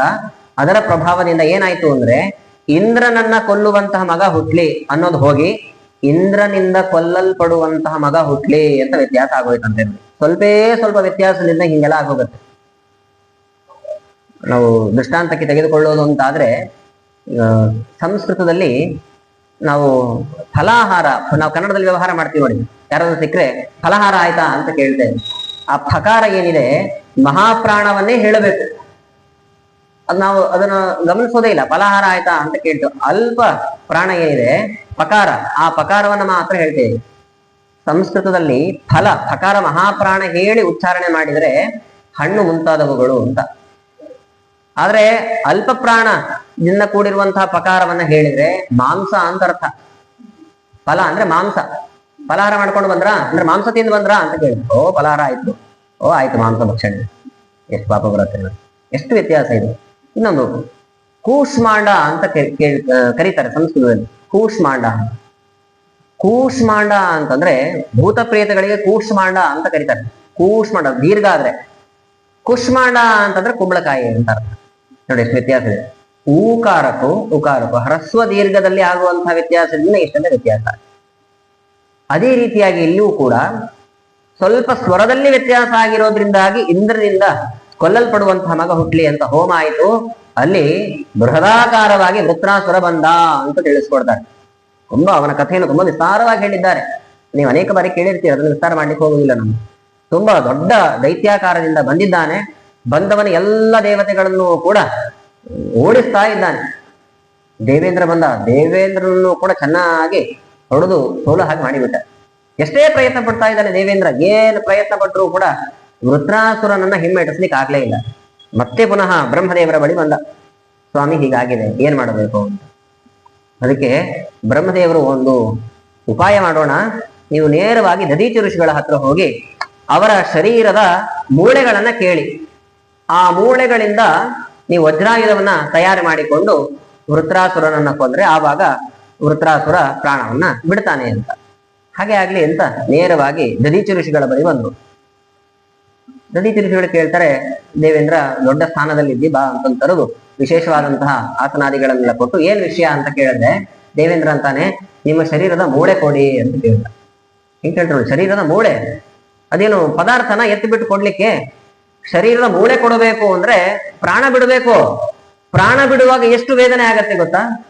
ಮತ್ತೆ ಗರುಡ ಪುರಾಣದಲ್ಲಿ ಬರುವಂತಹ ವಿಷಯ ಭಾಗವತದಲ್ಲೂ ಕೂಡ ದಾಖಲೆ ಮಾಡ್ತಾರೆ. ದಧೀಚಿ ಋಷಿಗಳು ಹೇಳ್ತಾರೆ, ಶರೀರದಿಂದ ಪ್ರಾಣ ಹೊರಗಡೆ ಹೋಗುವಾಗ ತುಂಬಾ ವೇದನೆ ಆಗತ್ತೆ. ಯಾರಾದ್ರೂ ವೇದನೆಯನ್ನು ಅನುಭವಿಸಿದವರು ಹೇಳಿದ್ರೆ ನಮಗೆ ತಿಳಿಯತ್ತೆ. ವೇದನೆ ಅನುಭವಿಸಿದವರು ಹೇಳಬೇಕು ಅಂದ್ರೆ ಮುಂದಿನ ಕ್ಷಣದಲ್ಲಿ ಅವ್ರು ಇರೋದಿಲ್ಲ ಅಲ್ವಾ? ಅವ್ರು ಹೆಂಗ್ ಹೇಳಲಿಕ್ಕಾಗತ್ತೆ? ಅಥವಾ ಯಾರಿಗೆ ಹೇಳಲಿಕ್ಕಾಗತ್ತೋ ಅವ್ರಿಗೆ ಇನ್ನೂ ವೇದನೆ ಆಗಿಲ್ಲ ಅಲ್ವಾ? ವೇದನೆ ಆಗಿಲ್ಲ, ಹೆಂಗ್ ಹೇಳಲಿಕ್ಕಾಗತ್ತೆ? ಸುಮ್ಮನೆ ನೋಡಿ, ಉದಾಹರಣೆಗೆ ಕೈಗೆ ಒಂದು ಪಿನ್ನು ಏನೋ ಚುಚ್ಚಿದಾಗ ರಕ್ತ ಹೊರಗಡೆ ಬರುತ್ತೆ ಅಂದ್ರೆ ಎಷ್ಟು ವೇದನೆ ಆಗತ್ತೆ ಅಂತ ನಮಗೆ ಊಹೆ ಇದೆ. ವೇದನೆ ಆಗೇ ಆಗತ್ತೆ.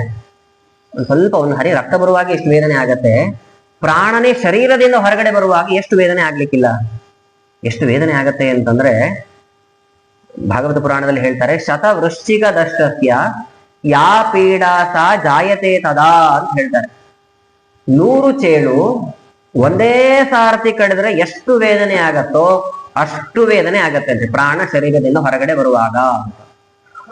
ಶತ ಅಂತ ಹೇಳಿರೋದು ಆವರೇಜ್ ಆಗಿ, ಕಾಮನ್ ಆಗಿ. ಕೆಲವರಿಗೆ ಕಡಿಮೆನೂ ಆಗಬಹುದು, ಕೆಲವರಿಗೆ ಜಾಸ್ತಿನೂ ಆಗಬಹುದು. ಅಂದಾಜಲ್ಲಿ ಹೇಳ್ತಾರೆ. ಈ ಕನ್ನಡದಲ್ಲಿ, ಸಂಸ್ಕೃತದಲ್ಲಿ ತುಂಬಾ ಅನ್ನೋ ಅರ್ಥದಲ್ಲಿ ಪ್ರಯೋಗ ಮಾಡ್ತಾರೆ. 10, 100, 1000 ಅನ್ನೋ ಶಬ್ದಗಳೇನಿದೆ ತುಂಬಾ ಅರ್ಥದಲ್ಲಿ ಅನ್ನೋ ಅರ್ಥದಲ್ಲಿ ಬಳಸ್ತಾರೆ. ಸಂಸ್ಕೃತದಲ್ಲಿ ದಶ, ಶತ, ಸಹಸ್ರ ಹೀಗೆ. ಒಂದು ಉದಾಹರಣೆಗೆ ಗಮನಿಸೋದು ಅಂತ ಆದ್ರೆ, ಒಂದು ಆರಾಧನೆಯ ಸಮಯದಲ್ಲಿ ಊಟಕ್ಕೆ ಜನ ಸೇರಿದ್ರು ಅಂತ ಪ್ರಶ್ನೆ ಕೇಳಿದ್ರೆ, ಮೊನ್ನೆ ರಾಯರ ಆರಾಧನೆ ಆಯ್ತು. ಆರಾಧನೆ ಎಷ್ಟು ಜನ ಸೇರಿದ್ರು? ಎಷ್ಟು ಜನ ಸೇರಿದ್ರು ಅಂತ ಏನ್ರಿ, 1000 ಜನ ಸೇರಿದ್ರು ಊಟಕ್ಕೆ ಅಂತ ಮಾತನಾಡ್ಕೊಳ್ತಾರೆ. 1000 ಅಂತಂದ್ರೆ 1000 ಮೇಲೆ 6 ಕರೆಕ್ಟ್ ಆಗಿ ಗೆರೆಗೇಜಿ ಹೇಳಿದ ಹಾಗ ಅದು ತುಂಬಾ ಅನ್ನೋ ಅರ್ಥದಲ್ಲಿ ಪ್ರಯೋಗ ಮಾಡ್ತಾರೋ ಇಲ್ಲೋ. ಇನ್ನು ರಥೋತ್ಸವದ ಸಮಯದಲ್ಲಿ ಜನ ಎಷ್ಟು ಸೇರಿದ್ರು?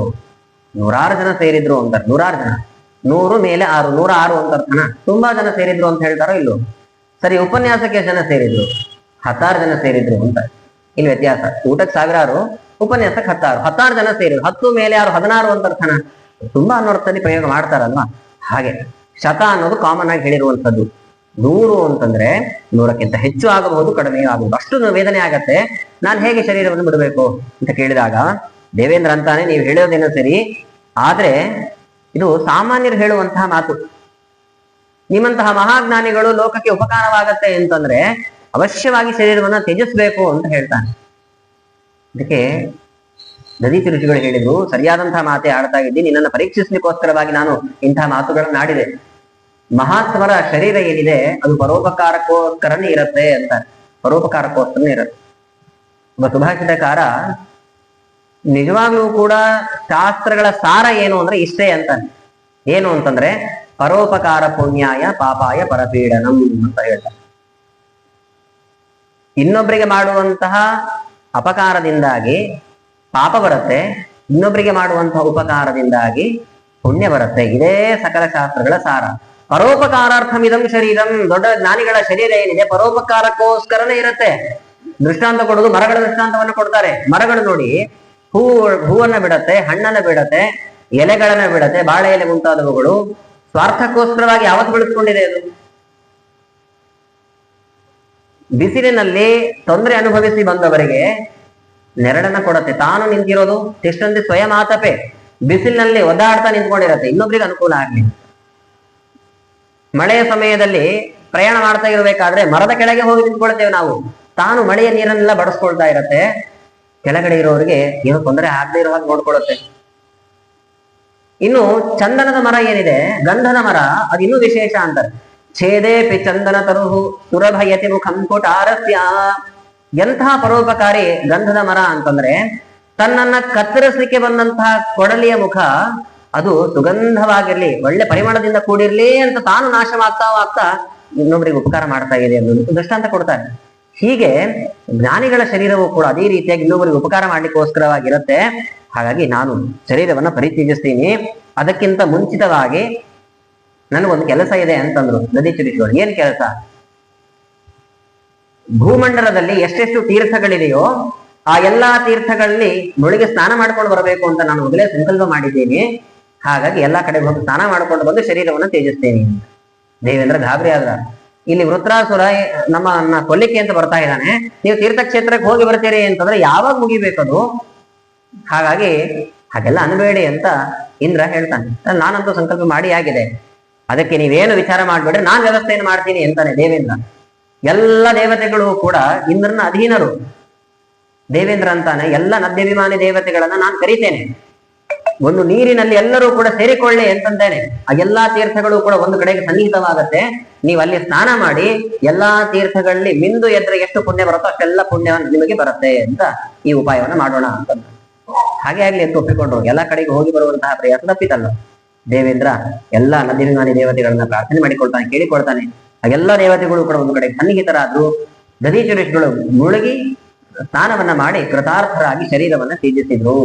ನೋಡಿ ಎಂಥ ವಿಶಿಷ್ಟವಾದಂತಹ ತೀರ್ಥ ಅದು ಅಂತ ನಾವು ಚಿಂತನೆ ಮಾಡಬೇಕು.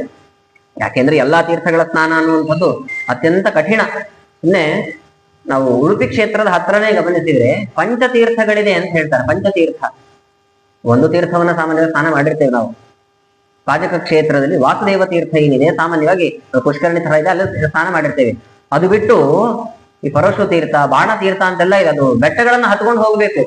ಹತ್ಕೊಂಡು ಹೋಗೋದೇನೋ ಕಷ್ಟಪಟ್ಟು ಹೋಗಬಹುದು, ಆದ್ರೆ ಇದೇ ಜಾಗದಲ್ಲಿದೆ ಅಂತ ತಿಳಿಸುವವರು ದುರ್ಲಭರಾಗಿದ್ದಾರೆ. ಎಲ್ಲಿದೆ ಅಂತ ಯಾರಿಗೂ ಕೂಡ ಗೊತ್ತಿಲ್ಲ, ಅಂತಹ ಒಂದು ಪರಿಸ್ಥಿತಿ ಇದೆ. ಇನ್ನು ಒಂದು 20-30 ವರ್ಷ ಆಗಿಬಿಟ್ರೆ ಅಂತೂ ಮುಗದೇ ಹೋಯ್ತು, ಯಾರಿಗೂ ಕೂಡ ಗೊತ್ತೇ ಇಲ್ಲ. ಅಂತಹ ಒಂದು ಪರಿಸ್ಥಿತಿ ನಿರ್ಮಾಣವಾಗ್ತಾ ಇದೆ. ಹೀಗೆ ಒಂದು ಕ್ಷೇತ್ರದಲ್ಲಿರುವಂತಹ ತೀರ್ಥಗಳ ಸ್ನಾನವನ್ನೇ ಮಾಡ್ಲಿಕ್ಕೆ ಆಗುವುದಿಲ್ಲ. ಭೂಮಂಡಲದಲ್ಲಿರುವಂತಹ ಎಲ್ಲಾ ತೀರ್ಥಗಳ ಸ್ನಾನವನ್ನ ದೇವೇಂದ್ರ ಮಾಡಿಸಿದ ಅಂತಂದ್ರೆ ಎಷ್ಟು ವಿಶೇಷ. ಅಂತಹ ತೀರ್ಥ ಇವಾಗಿದ್ರೆ ಚೆನ್ನಾಗಿರ್ತಿತ್ತು ಅಂತ ನಮಗನ್ಸುತ್ತೆ. ಅದು ಇವಾಗ್ಲೂ ಕೂಡ ಇದೆ ಅನ್ನುವಂಥದ್ದು ತುಂಬಾ ವಿಶೇಷ. ಎಲ್ಲಿದೆ ಅಂತಂದ್ರೆ ನೈಮಿಷಾರಣ್ಯ ಅಂತ ಒಂದು ಕ್ಷೇತ್ರ ಇದೆ ನೋಡಿ, ತುಂಬಾ ವಿಶಿಷ್ಟವಾದಂತಹ ಕ್ಷೇತ್ರ. ಭಾಗವತದ ಉಪನ್ಯಾಸ ಶೌನಕಾದಿ ಋಷಿಗಳು ಕೇಳ್ತಾ ಇರುವಂಥದ್ದು ಅದೇ ಪ್ರದೇಶದಲ್ಲೇನೆ. ನೈಮಿಷೇ ನಿಮಿಷ ಕ್ಷೇತ್ರೇ ಋಷಯ ಶೌನಕಾದಯ ತತ್ರಂ ಸ್ವರ್ಗಾಯ ಲೋಕಾಯ ಸಹಸ್ರ ಸಮಮಾಸತ. 1000 ವರ್ಷಗಳವರೆಗೂ ಕೂಡ ತಪಸ್ಸನ್ನ ಮಾಡೋಣ, ಹೋಮವನ್ನ ಮಾಡೋಣ ಅಂತ ಬಂದು ಸೇರಿದ್ದಾರಲ್ವ, ಅದು ಯಾವ ಜಾಗ? ಇದೇ ನೈಮಿಷಾರಣ್ಯ ಕ್ಷೇತ್ರ. ಆ ನೈಮಿಷಾರಣ್ಯ ಕ್ಷೇತ್ರದ ಹತ್ರ ದದೀಚಿ ಕುಂಡ್ ಅಂತ ಇವಾಗ ವ್ಯವಹಾರ ಮಾಡ್ತಾ ಇದ್ದಾರೆ. ಆ ದದೀಚಿ ಕುಂಡ್ ಏನಿದೆ, ದೇವೇಂದ್ರ ದದೀಚಿ ಋಷಿಗಳಿಗೋಸ್ಕರವಾಗಿ ನಿರ್ಮಾಣ ಮಾಡಿದಂತಹ ತೀರ್ಥ ಅಂತ. ಇವಳಿಗೆ ಸ್ನಾನ ಮಾಡ್ಲಿಕ್ಕೂ ಕೂಡ ಅವಕಾಶವನ್ನ ನಾವಿವಾಗ ಕಾಣಬಹುದು. ಹೀಗೆ ಶರೀರವನ್ನ ಪರಿತ್ಯಜಿಸಿದ್ದಾರೆ. ಅವರ ಶರೀರದ ಮೂಳೆಗಳನ್ನೆಲ್ಲ ತೆಗೆದುಕೊಂಡು ವಿಶ್ವಕರ್ಮ ಅದ್ಭುತವಾದಂತಹ ವಜ್ರಾಯುಧವನ್ನ ತಯಾರು ಮಾಡ್ದ. ಆ ವಜ್ರಾಯುಧವನ್ನ ತೆಗೆದುಕೊಂಡು ಯುದ್ಧಕ್ಕೆ ಅಂತ ಹೊರಟಿದ್ದಾನೆ. ಯುದ್ಧಕ್ಕೆ ಅಂತ ಹೊರಡುವಂತಹ ಸಮಯದಲ್ಲಿ ವೃತ್ರಾಸುರ ಕರೀತಾನೆ, ತಂದೆ ಆ ವಜ್ರಾಯುಧ ತೆಗೆದುಕೊಂಡು ಬಾ, ಆ ವಜ್ರಾಯುಧ ನನಗೆ ಪೆಟ್ಟು ಕೊಡು, ಅದರಿಂದಲೇ ನಾನು ಸಂಹೃತನಾಗ್ತೇನೆ ಎನ್ನುವಂತಹ ಮಾತುಗಳನ್ನ ಆಡ್ತಾನೆ. ಯುದ್ಧ ನಡೆದಿದೆ, ವಜ್ರಾಯುಧದಿಂದ ಪೆಟ್ಟು ಕೊಟ್ಟರು ಕೂಡ ಅವನು ಪ್ರಾಣ ಬಿಡ್ಲಿಲ್ಲ ಅಂತೆ. ಬರೀ ವಜ್ರಾಯುಧದಿಂದ ಪೆಟ್ಟು ಕೊಟ್ರೆ ನನ್ನ ಪ್ರಾಣ ಹೋಗೋದಿಲ್ಲ, ಒಂದು ಉಪಾಯ ಮಾಡು, ಹಸಿಯೂ ಆಗಿರಬಾರ್ದು, ಒಣಗಿರ್ಲೂಬಾರ್ದು, ಅಂತಹ ಒಂದು ಅಂಶವನ್ನ ವಜ್ರಾಯುಧಕ್ಕೆ ಲೇಪನ ಮಾಡಿ ನನಗೆ ಪೆಟ್ಟು ಕೊಡು, ಅದರಿಂದಾಗಿ ನನ್ನ ಪ್ರಾಣ ಹೋಗುತ್ತೆ ಅಂತ. ಇದೇನಿದು, ಹಸಿಯೂ ಆಗಿರಬಾರ್ದು, ಒಣಗಿರ್ಲೂಬಾರ್ದು, ಅದೆಂಥದ್ದು ತುಂಬಾ ವಿಚಾರ ಮಾಡ್ದ. ಕೊನೆಗೆ ನೊರೆ ಅಂತ ಏನಿದೆಯೋ ಆ ನೊರೆಯನ್ನ ಲೇಪನ ಮಾಡಿದಂತೆ ನೋಡಿ. ಅದು ಹಸಿಯೂ ಇರೋದಿಲ್ಲ, ಒಣಗಿರೋದಿಲ್ಲ, ಅದು ವಿಚಿತ್ರವಾಗಿರುತ್ತೆ. ಅದು ಅಂತಹ ನೊರೆಯನ್ನ ವಜ್ರಾಯುಧಕ್ಕೆ ಲೇಪನ ಮಾಡಿ ಅದರಿಂದ ಪ್ರಹಾರ ಮಾಡ್ತಾನೆ. ಆವಾಗ ಪ್ರಾಣ ಬಿಟ್ಟ, ವೃತ್ರಾಸುರ ಪ್ರಾಣ ಬಿಟ್ಟದ್ದು ಆವಾಗ ಅಂತ. ಇಲ್ಲಿ ಅನೇಕ ಜನ ಪ್ರಶ್ನೆ ಮಾಡುವಂಥದ್ದೇನು ಅಂತಂದ್ರೆ, ಈ ಮೂಳೆಗಳಿಂದ ತಯಾರಾದದ್ದು ವಜ್ರಾಯುಧ. ಆ ವಜ್ರಾಯುಧ ಅದು ಮೈಲಿಗೆ ಅಲ್ವಾ ಅದು? ಆ ವಜ್ರಾಯುಧವನ್ನು ತೆಗೆದುಕೊಂಡು ಹಿಂಗೆ ಯುದ್ಧ ಮಾಡ್ದ ಅಂತ ಪ್ರಶ್ನೆ ಕೇಳ್ತಾರೆ. ಈ ಉಪನ್ಯಾಸ ಎಲ್ಲ ಆಗುವಂತಹ ಸಮಯದಲ್ಲಿ ಉಪನ್ಯಾಸ ಆದ್ಮೇಲೆ ಪ್ರಶ್ನೆ ಕೇಳುವಾಗ ಇಂತಹ ಪ್ರಶ್ನೆಗಳನ್ನೆಲ್ಲ ನಾವು ಕೇಳಿದ್ದೇವೆ ಅಲ್ವಾ? ಅದು ವಸ್ತುತಃ ನಿಜ ಅಂತ ಅನಿಸುತ್ತೆ. ಯಾಕೆ ಅಂತಂದ್ರೆ, ಅಗಲಿ ಹೋದಂತಹ ಜೀವಿಯ ಮನೆಗೆ ಹೋಗಿ ಬಂದ್ರೆ ಸ್ನಾನ ಮಾಡಬೇಕು ಅನ್ನುವಂಥ ನಿಯಮ ಇದೆ, ಅಥವಾ ಶವವನ್ನು ಸ್ಪರ್ಶಿಸಿದ್ರೆ ಸ್ನಾನ ಮಾಡಬೇಕು ಅನ್ನುವಂಥ ನಿಯಮ ಇದೆ. ಆ ಶರೀರದ ಮೂಳೆಗಳಿಂದ ತಯಾರಾದದ್ದು ವಜ್ರಾಯುಧ. ಆ ವಜ್ರಾಯುಧವನ್ನ ಸದಾಕಾಲದಲ್ಲಿ ಧಾರಣೆ ಮಾಡಿರ್ತಾನೆ. ಎಂಥ ಮೈಲಿಗೆ ಅದು! ಅದರಿಂದ ಪ್ರಹಾರವನ್ನ ಮಾಡಿದಾಗ ವೃತ್ರಾಸುರ ಪ್ರಾಣ ಬಿಟ್ಟ ಅಂತಂದ್ರೆ ಇದೆಲ್ಲ ಕಥೆ ಸ್ವಲ್ಪ ವಿಚಿತ್ರ ಅಂತ ಅನ್ಸುತ್ತಲ್ವಾ ಅಂತ ಪ್ರಶ್ನೆ ಕೇಳೋದುಂಟು. ಆದ್ರೆ ಈ ವಜ್ರಾಯುಧ ಏನಿದೆ, ದದೀಚಿ ಋಷಿಗಳ ಎಲುಬಿನಿಂದ ತಯಾರಾದಂತಹ ವಜ್ರಾಯುಧ, ಇದು ಪರಮ ಮಡಿ, ಭಾರಿ ಮಡಿ. ಯಾಕೆ ಅಂತಂದ್ರೆ, ಆಯುಧಗಳಲ್ಲಿ ವಜ್ರಾಯುಧ ಏನಿದೆ ತುಂಬಾ ಶ್ರೇಷ್ಠವಾದಂತಹ ಆಯುಧ. ಅದರಲ್ಲಿ ಪರಮಾತ್ಮನ ವಿಶಿಷ್ಟವಾದಂತಹ ಸನ್ನಿಧಾನ ಇದೆ. ಮತ್ತೆ ಭಗವದ್ಗೀತೆಯಲ್ಲಿ ಕೃಷ್ಣ ಹೇಳುವಂತಹ ಮಾತು, ಆಯುಧಾನಾಂ ಅಹಂ ವಜ್ರಹ ಅಂತ. ಆಯುಧಗಳಲ್ಲಿ ವಜ್ರಾಯುಧದಲ್ಲಿ ನನ್ನ ವಿಭೂತಿ ರೂಪ ಇದೆ ಅಂತ. ಹಾಗಾಗಿ ಮಣಿಮಣಿ. ಅನೇಕ ಕಡೆಗೆ ಇಂತಹ ಪ್ರಶ್ನೆಗಳನ್ನ ಕೇಳ್ತಾ ಇರ್ತೇವೆ ನಾವು. ಈ ಸಂಧ್ಯಾ ವಂದನೆ ಮಾಡುವಾಗ ಕೃಷ್ಣಾರ್ಜನೆ ಹಾಕೊಂಡು ಕುತ್ಕೊಳ್ಬೇಕು ಅಂತಾರೆ. ಅದು ಹಿಂಗೆ ಮೈಲಿಗೆ ಅಲ್ವಾ ಅದು? ಜಿಂಕೆಯ ಚರ್ಮ ಒಂದು ಜಿಂಕೆಗೆ ಹಿಂಸಿಸಿ, ಮತ್ತೆ ಅದು ಚರ್ಮ ಬೇರೆ, ಮೈಲಿಗೆ ಅಲ್ವಾ? ಅದನ್ನೆಲ್ಲ ಹಾಕಿಕೊಂಡು ಹೆಂಗ್ ಜಪ ಕೊಡ್ಬೇಕು? ಸನ್ಯಾಸಿಗಳಾಗುವಾಗ ಹುಲಿಯ ಚರ್ಮದ ಮೇಲೆ ಕುತ್ಕೊಳ್ಬೇಕು ಅನ್ನುವಂಥ ನಿಯಮ ಇದೆ. ಅದೆಲ್ಲ ಮೈಲಿಗೆ ಅಲ್ವಾ ಅದು? ಅಥವಾ ರೇಷ್ಮೆ ವಸ್ತ್ರ, ರೇಷ್ಮೆ ಹುಳುಗಳನ್ನೆಲ್ಲ ಸಂಹಾರ ಮಾಡಿ ಅವುಗಳಿಂದ ಅವುಗಳ ಚರ್ಮದಿಂದ ತಯಾರಾದಂತಹ ಬಟ್ಟೆಯನ್ನು ಹೆಂಗ್ ಧಾರಣೆ ಮಾಡಬೇಕು? ಸೊ ಶಂಖ ಹೆಂಗ್ ನಿರ್ಮಾಣ ಆಗತ್ತೆ ಅಂತ ನಿಮ್ಗೆ ಗೊತ್ತಿದೆ ಅನ್ಕೊಳ್ತೀನಿ. ಹುಳದ ಮೂಳೆ ಅದು. ಸಮುದ್ರದಲ್ಲಿ ಹುಳದ ಮೂಳೆ ಏನಿದೆ ಅದೇ ಶಂಖ. ಲಕ್ಷ್ಮೀದೇವಿ ವಿಶೇಷವಾದ ಸನ್ನಿಧಾನ, ಅದನ್ನು ಪೂಜೆಗೆ ಬಳಸ್ತೇವೆ. ಶಂಖ ಇಲ್ಲ ಅಂದ್ರೆ ನೀವು ಪೂಜೆ ಮಾಡಲೇಬೇಡಿ ಅಂತಾನೆ ದೇವರು. ಪ್ರತಿಯೊಂದು ಪೂಜೆ ಮಾಡುವಾಗ ನೋಡಿ, ಆರಂಭದಲ್ಲೇನೆ ಮೊದಲು ಶಂಖಕ್ಕೆ ಸ್ನಾನ ಮಾಡಿಸಿ ಆಮೇಲೆ ನಾವು ದೇವರ ಪೂಜೆಯನ್ನು ಪ್ರಾರಂಭ ಮಾಡ್ತೇವೆ. ನೋಡಿ, ದೇವರು ತುಂಬಾ ಉತ್ತಮ ಕಕ್ಷೆಯಲ್ಲಿದ್ದಾನೆ, ಆದ್ರೂ ಮೊದಲು ಸ್ನಾನ ಶಂಖಕ್ಕೆ. ಯಾಕೆ ಅಂದ್ರೆ ಶಂಖದಲ್ಲಿ ಲಕ್ಷ್ಮೀದೇವಿ ಸನ್ನಿಧಾನ. ನಮಗೆ ದೇವರ ಪೂಜೆಯನ್ನು ಮಾಡುವಂತ ಯೋಗ್ಯತೆ ಇಲ್ಲ. ಮೊದಲು ಲಕ್ಷ್ಮೀದೇವಿ ತಾನು ಸ್ನಾತಳಾಗಿ ಸ್ವತಃ ತಾನೇ ನಾರಾಯಣನ ಪೂಜೆ ಮಾಡ್ತಾಳೆ ಅಂತ ಚಿಂತನೆ. ಪ್ರತಿಯೊಂದು ಪೂಜೆ ಮಾಡುವಾಗ, ಅಭಿಷೇಕ ಮಾಡುವಾಗಲೂ ಕೂಡ ಶಂಖದಿಂದಲೇ ಮಾಡ್ತೇವೆ. ಅದೊಂದು ಕನ್ನಡದಲ್ಲಿ ಮಾತಾಡ್ತಾರೆ, ಶಂಖದಿಂದ ಬಂದ್ರೆ ತೀರ್ಥ ಅಂತ ಕೇಳಿದ್ವಿ, ಇದನ್ನು ಕೇಳಿರ್ತೀವಿ. ಮಂಗಳಾರತಿ ಮಾಡುವಾಗ್ಲೂ ಕೂಡ ಹಲಿಗಾರತಿಯನ್ನ ಶಂಖಕ್ಕೆ ತಾಕಿಸಿ ಮಂಗಳಾರತಿ ಮಾಡ್ತೇವೆ. ಧೂಪಾರತಿ ಮಾಡುವಾಗ್ಲೂ ಕೂಡ ಶಂಖಕ್ಕೆ ತಾಕಿಸ್ತೇವೆ. ನೈವೇದ್ಯವನ್ನ ಮಾಡುವಾಗ್ಲೂ ಕೂಡ ಶಂಖದ ಉದಕದಿಂದಲೇನೆ ನೈವೇದ್ಯ ಮಾಡ್ತೇವೆ. ಎಲ್ಲವೂ ಕೂಡ ಶಂಖದ ಮೂಲಕವೇ ಮಾಡ್ತೇವೆ. ಅದು ಎಂಥ ಮೈಲಿಗೆ ಅದು? ಹಾಗೆಲ್ಲ ಏನೂ ಇಲ್ಲವೇ ಇಲ್ಲ. ಅವುಗಳ ಸಾಮರ್ಥ್ಯ ನಮಗೆ ತಿಳಿಯೋದಿಲ್ಲ. ಯಾರಿಗೆ ತಿಳಿದಿದೆಯೋ ಅವರು ತಿಳಿಸಿದ್ದಾರೆ. ಕೃಷ್ಣಾರ್ಜನ ಹಾಕಿಕೊಂಡು ಕುತ್ಕೊಂಡು ಜಪ ಮಾಡಿದಾಗ ಏಕಾಗ್ರತೆ ಬರುತ್ತೆ. ಅದನ್ನ ಹಿಂದೆ ಕಂಡುಕೊಂಡು ಅದನ್ನ ದಾಖಲೆ ಮಾಡಿದ್ದಾರೆ. ಹಾಗಾಗಿ ಅದು ಶ್ರೇಷ್ಠ. ರೇಷ್ಮೆ ವಸ್ತ್ರವನ್ನ ಉಟ್ಟುಕೊಂಡು ನಾವು ಜಪಾದಿಗಳನ್ನ ಮಾಡಿದಾಗ ಏಕಾಗ್ರತೆ ಬರುತ್ತೆ. ಆದ್ರಿಂದಾಗಿ ಅವುಗಳು ಶ್ರೇಷ್ಠ ಅಂತ ಹೇಳಿದ್ದಾರೆ. ಹೀಗೆ ಈ ವಜ್ರಾಯುಧ ಅನ್ನುವಂಥದ್ದು ಎಲುಬಿನಿಂದ ತಯಾರಾಗಿರುವಂತಹದ್ದು. ಅದರಿಂದ ಹೇಗೆ ಸಂಹಾರವನ್ನ ಮಾಡಿದ್ದಾನೆ ಎನ್ನುವಂತಹ ಪ್ರಶ್ನೆಯೇ ಉದ್ಭವಿಸೋದಿಲ್ಲ. ಯಾಕೆ ಅಂದ್ರೆ ಪರಮಾತ್ಮನ ವಿಶಿಷ್ಟವಾದಂತಹ ಸನ್ನಿಧಾನ ಇದೆ. ಅದರಿಂದ ಹತನಾದ ಹತನಾಗುವಂತಹ ಸಮಯದಲ್ಲೂ ಕೂಡ ದೇವರ ಧ್ಯಾನವನ್ನು ಮಾಡ್ತಾ ಮಾಡ್ತಾ ಹತನಾದಂತೆ ನೋಡಿ ವೃತ್ರಾಸುರ. ಅವನ ಕಥೆಯು ವಿಚಿತ್ರ. ವಸ್ತುತಃ ದೈತ್ಯ, ಅವನು ದೇವರ ಬಗ್ಗೆ ಚೆನ್ನಾಗಿ ತಿಳಿದುಕೊಂಡಿದ್ದಾನಲ್ವಾ ಅಂತಂದ್ರೆ ವಸ್ತುತಃ ಅವನು ಸಾತ್ವಿಕನಾಗಿರ್ತಕ್ಕಂಥವನು, ಅತ್ಯಂತ ಶ್ರೇಷ್ಠನಾದವನು. ಶಾಪದಿಂದಾಗಿ ವೃತ್ರಾಸುರನಾಗಿದ್ದಾನವನು. ಅವನು ಯಾರು ಅಂತಂದ್ರೆ ಚಿತ್ರಕೇತು ಅನ್ನುವಂತಹ ಒಬ್ಬ ಗಂಧರ್ವ. ಅವನ ಕಥೆಯನ್ನು ಕೂಡ ಭಾಗವತದ ಷಷ್ಠ ಸ್ಕಂದದಲ್ಲಿ ತಿಳಿಸಿಕೊಡ್ತಾರೆ. ಚಿತ್ರಕೇತು ಅನ್ನುವಂತಹ ಗಂಧರ್ವ, ಅವನಿಗೆ 1,000,000 ಜನ ಮಡದಿಯರಿದ್ದಂತೆ ನೋಡಿ. ಭಾಗವತ ಇದೇ ಸಂಖ್ಯೆಯನ್ನು ದಾಖಲೆ ಮಾಡುತ್ತೆ, ಸುಮ್ಮನೆ ಏನೋ ಬಾಯಿಗೆ ಬಂದದ್ದು ಹೇಳ್ತಿದ್ದಾರೆ ಅಂತ ಅನ್ಕೊಳ್ಬೇಡಿ. 1,000,000 ಜನ ಮಡದಿಯರು. ಆದ್ರೆ ಪ್ರಾರಬ್ಧ ಕರ್ಮವಶಾತು ಯಾರಲ್ಲೂ ಸಂತಾನ ಇಲ್ಲ, ಒಬ್ಬರಲ್ಲೂ ಸಂತಾನ ಇಲ್ಲ. ಇಂತಹ ಒಂದು ಪರಿಸ್ಥಿತಿಯಲ್ಲಿ ವಿಶಿಷ್ಟವಾಗಿ ಅನೇಕ ದೇವತೆಗಳನ್ನ ಪ್ರಾರ್ಥನೆ ಮಾಡಿಕೊಳ್ತಾನೆ. ಅನೇಕ ಯತಿಗಳನ್ನ ಪ್ರಾರ್ಥನೆ ಮಾಡಿಕೊಂಡಾಗ ನಾರದರು ಬಂದ್ರಂತೆ. ನಾರದರು ಬಂದು, ಇಲ್ಲ ನಿನಗೆ ಸಂತಾನ ಆಗತ್ತೆ, ಆ ಸಂತಾನ ಹೇಗಾಗತ್ತೆ ಅಂತಂದ್ರೆ ಖುಷಿಯೂ ಕೊಡತ್ತೆ, ದುಃಖವೂ ಉಂಟು ಮಾಡತ್ತೆ, ಅಂತಹ ಒಂದು ಸಂತಾನ ಆಗಬಹುದಾ ಅಂತ ಕೇಳಿದ್ರಂತೆ. ಹಾಗೆ ಆಗ್ಲಿ ಅಂತ ಒಪ್ಪಿಕೊಂಡ. ಮಗು ಹುಟ್ಟಿದ್ರೆ ಸಾಕು ಅನ್ನೋ ಅವಸ್ಥೆಯಲ್ಲಿದ್ದಾನು. ಹಾಗೆ ಆಗ್ಲಿ ಅಂತ ಒಂದು ಫಲವನ್ನ ಅಭಿಮಂತ್ರಿಸಿ 1,000,000 ಜನ ಮಡದಿಯರಲ್ಲಿ ಒಬ್ಬಳು ಕೃತದ್ಯುತಿ ಅಂತ ಅವಳ ಹೆಸರು. ಕೃತದ್ಯುತಿ ಅನ್ನುವಂತಹ ಮಡದಿಗೆ ಕೊಡು, ಅವಳಲ್ಲಿ ಮಗು ಆಗತ್ತೆ ಅಂತ. ಸರಿ, ಹಾಗೆ ಆಗ್ಲಿ ಅಂತ ಆ ಫಲವನ್ನ ಒಯ್ದು ಕೃತದ್ಯುತಿಗೆ ಕೊಟ್ಟಿದ್ದಾನೆ. ಆ ಫಲವನ್ನ ಭಕ್ಷಣೆ ಮಾಡಿದ್ದಾಳೆ. ಅದರ ಪ್ರಭಾವದಿಂದಾಗಿ ಗರ್ಭಿಣಿ ಆದ್ಲು. ನೋಡಿ ಎಂಥ ವಿಶೇಷ ಇದು. ಮಂತ್ರದ ಸಾಮರ್ಥ್ಯ ಏನು ಅಂತ ಅರ್ಥ ಮಾಡಿಕೊಳ್ಬೇಕು ನಾವು. ಗರ್ಭಿಣಿ ಆದ್ಲು. ತುಂಬಾ ಸಂತಸ, ತುಂಬಾ ಸಂತಸ. ವಿಶಿಷ್ಟವಾದಂತಹ ಸಮಯದಲ್ಲಿ ಮಗುವಿಗೆ ಜನ್ಮವನ್ನು ಕೂಡ ಕೊಡ್ತಾಳೆ. ಉತ್ತಮವಾದಂತಹ ಗಂಡು ಮಗು ಆಗಿದೆ. ಗಂಡು ಮಗು ಆಗಿ ಚೆನ್ನಾಗಿ ಮಗುವನ್ನು ಆಟಾಡ್ತಾ ಇದ್ದಾನೆ. ಉಳಿದ ಮಡದಿಯರೆಲ್ಲ ಏನಿದ್ದಾರೆ ಅವರಿಗೆಲ್ಲ ತುಂಬಾ ಬೇಜಾರು. ರಾಜನಿಗೆ ಈ ಕೃತಜ್ಞತೆ ಮೇಲೆ ಮಾತ್ರ ಪ್ರೀತಿ, ಉಳಿದವ್ರ ಮೇಲೆ ಅಷ್ಟು ಪ್ರೀತಿ ಇಲ್ಲ. ಹಾಗಾಗಿ ಅದಕ್ಕೆ ಕಾರಣ ಏನು? ಅವಳಲ್ಲಿ ಮಗು ಆಗಿದೆ, ನಮ್ಮಲ್ಲಿ ಮಗು ಆಗಿಲ್ಲ, ಅದೇ ಕಾರಣ. ಆ ಮಗುವನ್ನೇ ಇಲ್ಲದೇ ಇರೋ ಹಾಗೆ ಮಾಡಿಬಿಡೋಣ ಅಂತ ಇವನು ಸಂಕಲ್ಪ. ಅವನಿಗೆ ಏನ್ ಮಾಡಿದ್ರು ಅಂತಂದ್ರೆ ಮಗುವಿಗೆ ವಿಷವನ್ನು ಉಳಿಸ್ಬಿಟ್ಟು ಆ ಮಗುವನ್ನ ಕೊಂದೇ ಬಿಟ್ಟು. ಇದು ಈ ಕೃತಜ್ಞತೆಗೆ ಹಾಗೂ ರಾಜನಾದಂತಹ ಚಿತ್ರಕೇತುವಿಗೆ ಗೊತ್ತಿಲ್ಲ. ಮಗುವಂತ ಪ್ರಾಣ ಕಳ್ಕೊಂಡಿದೆ, ತುಂಬಾ ದುಃಖ ಆಯ್ತು.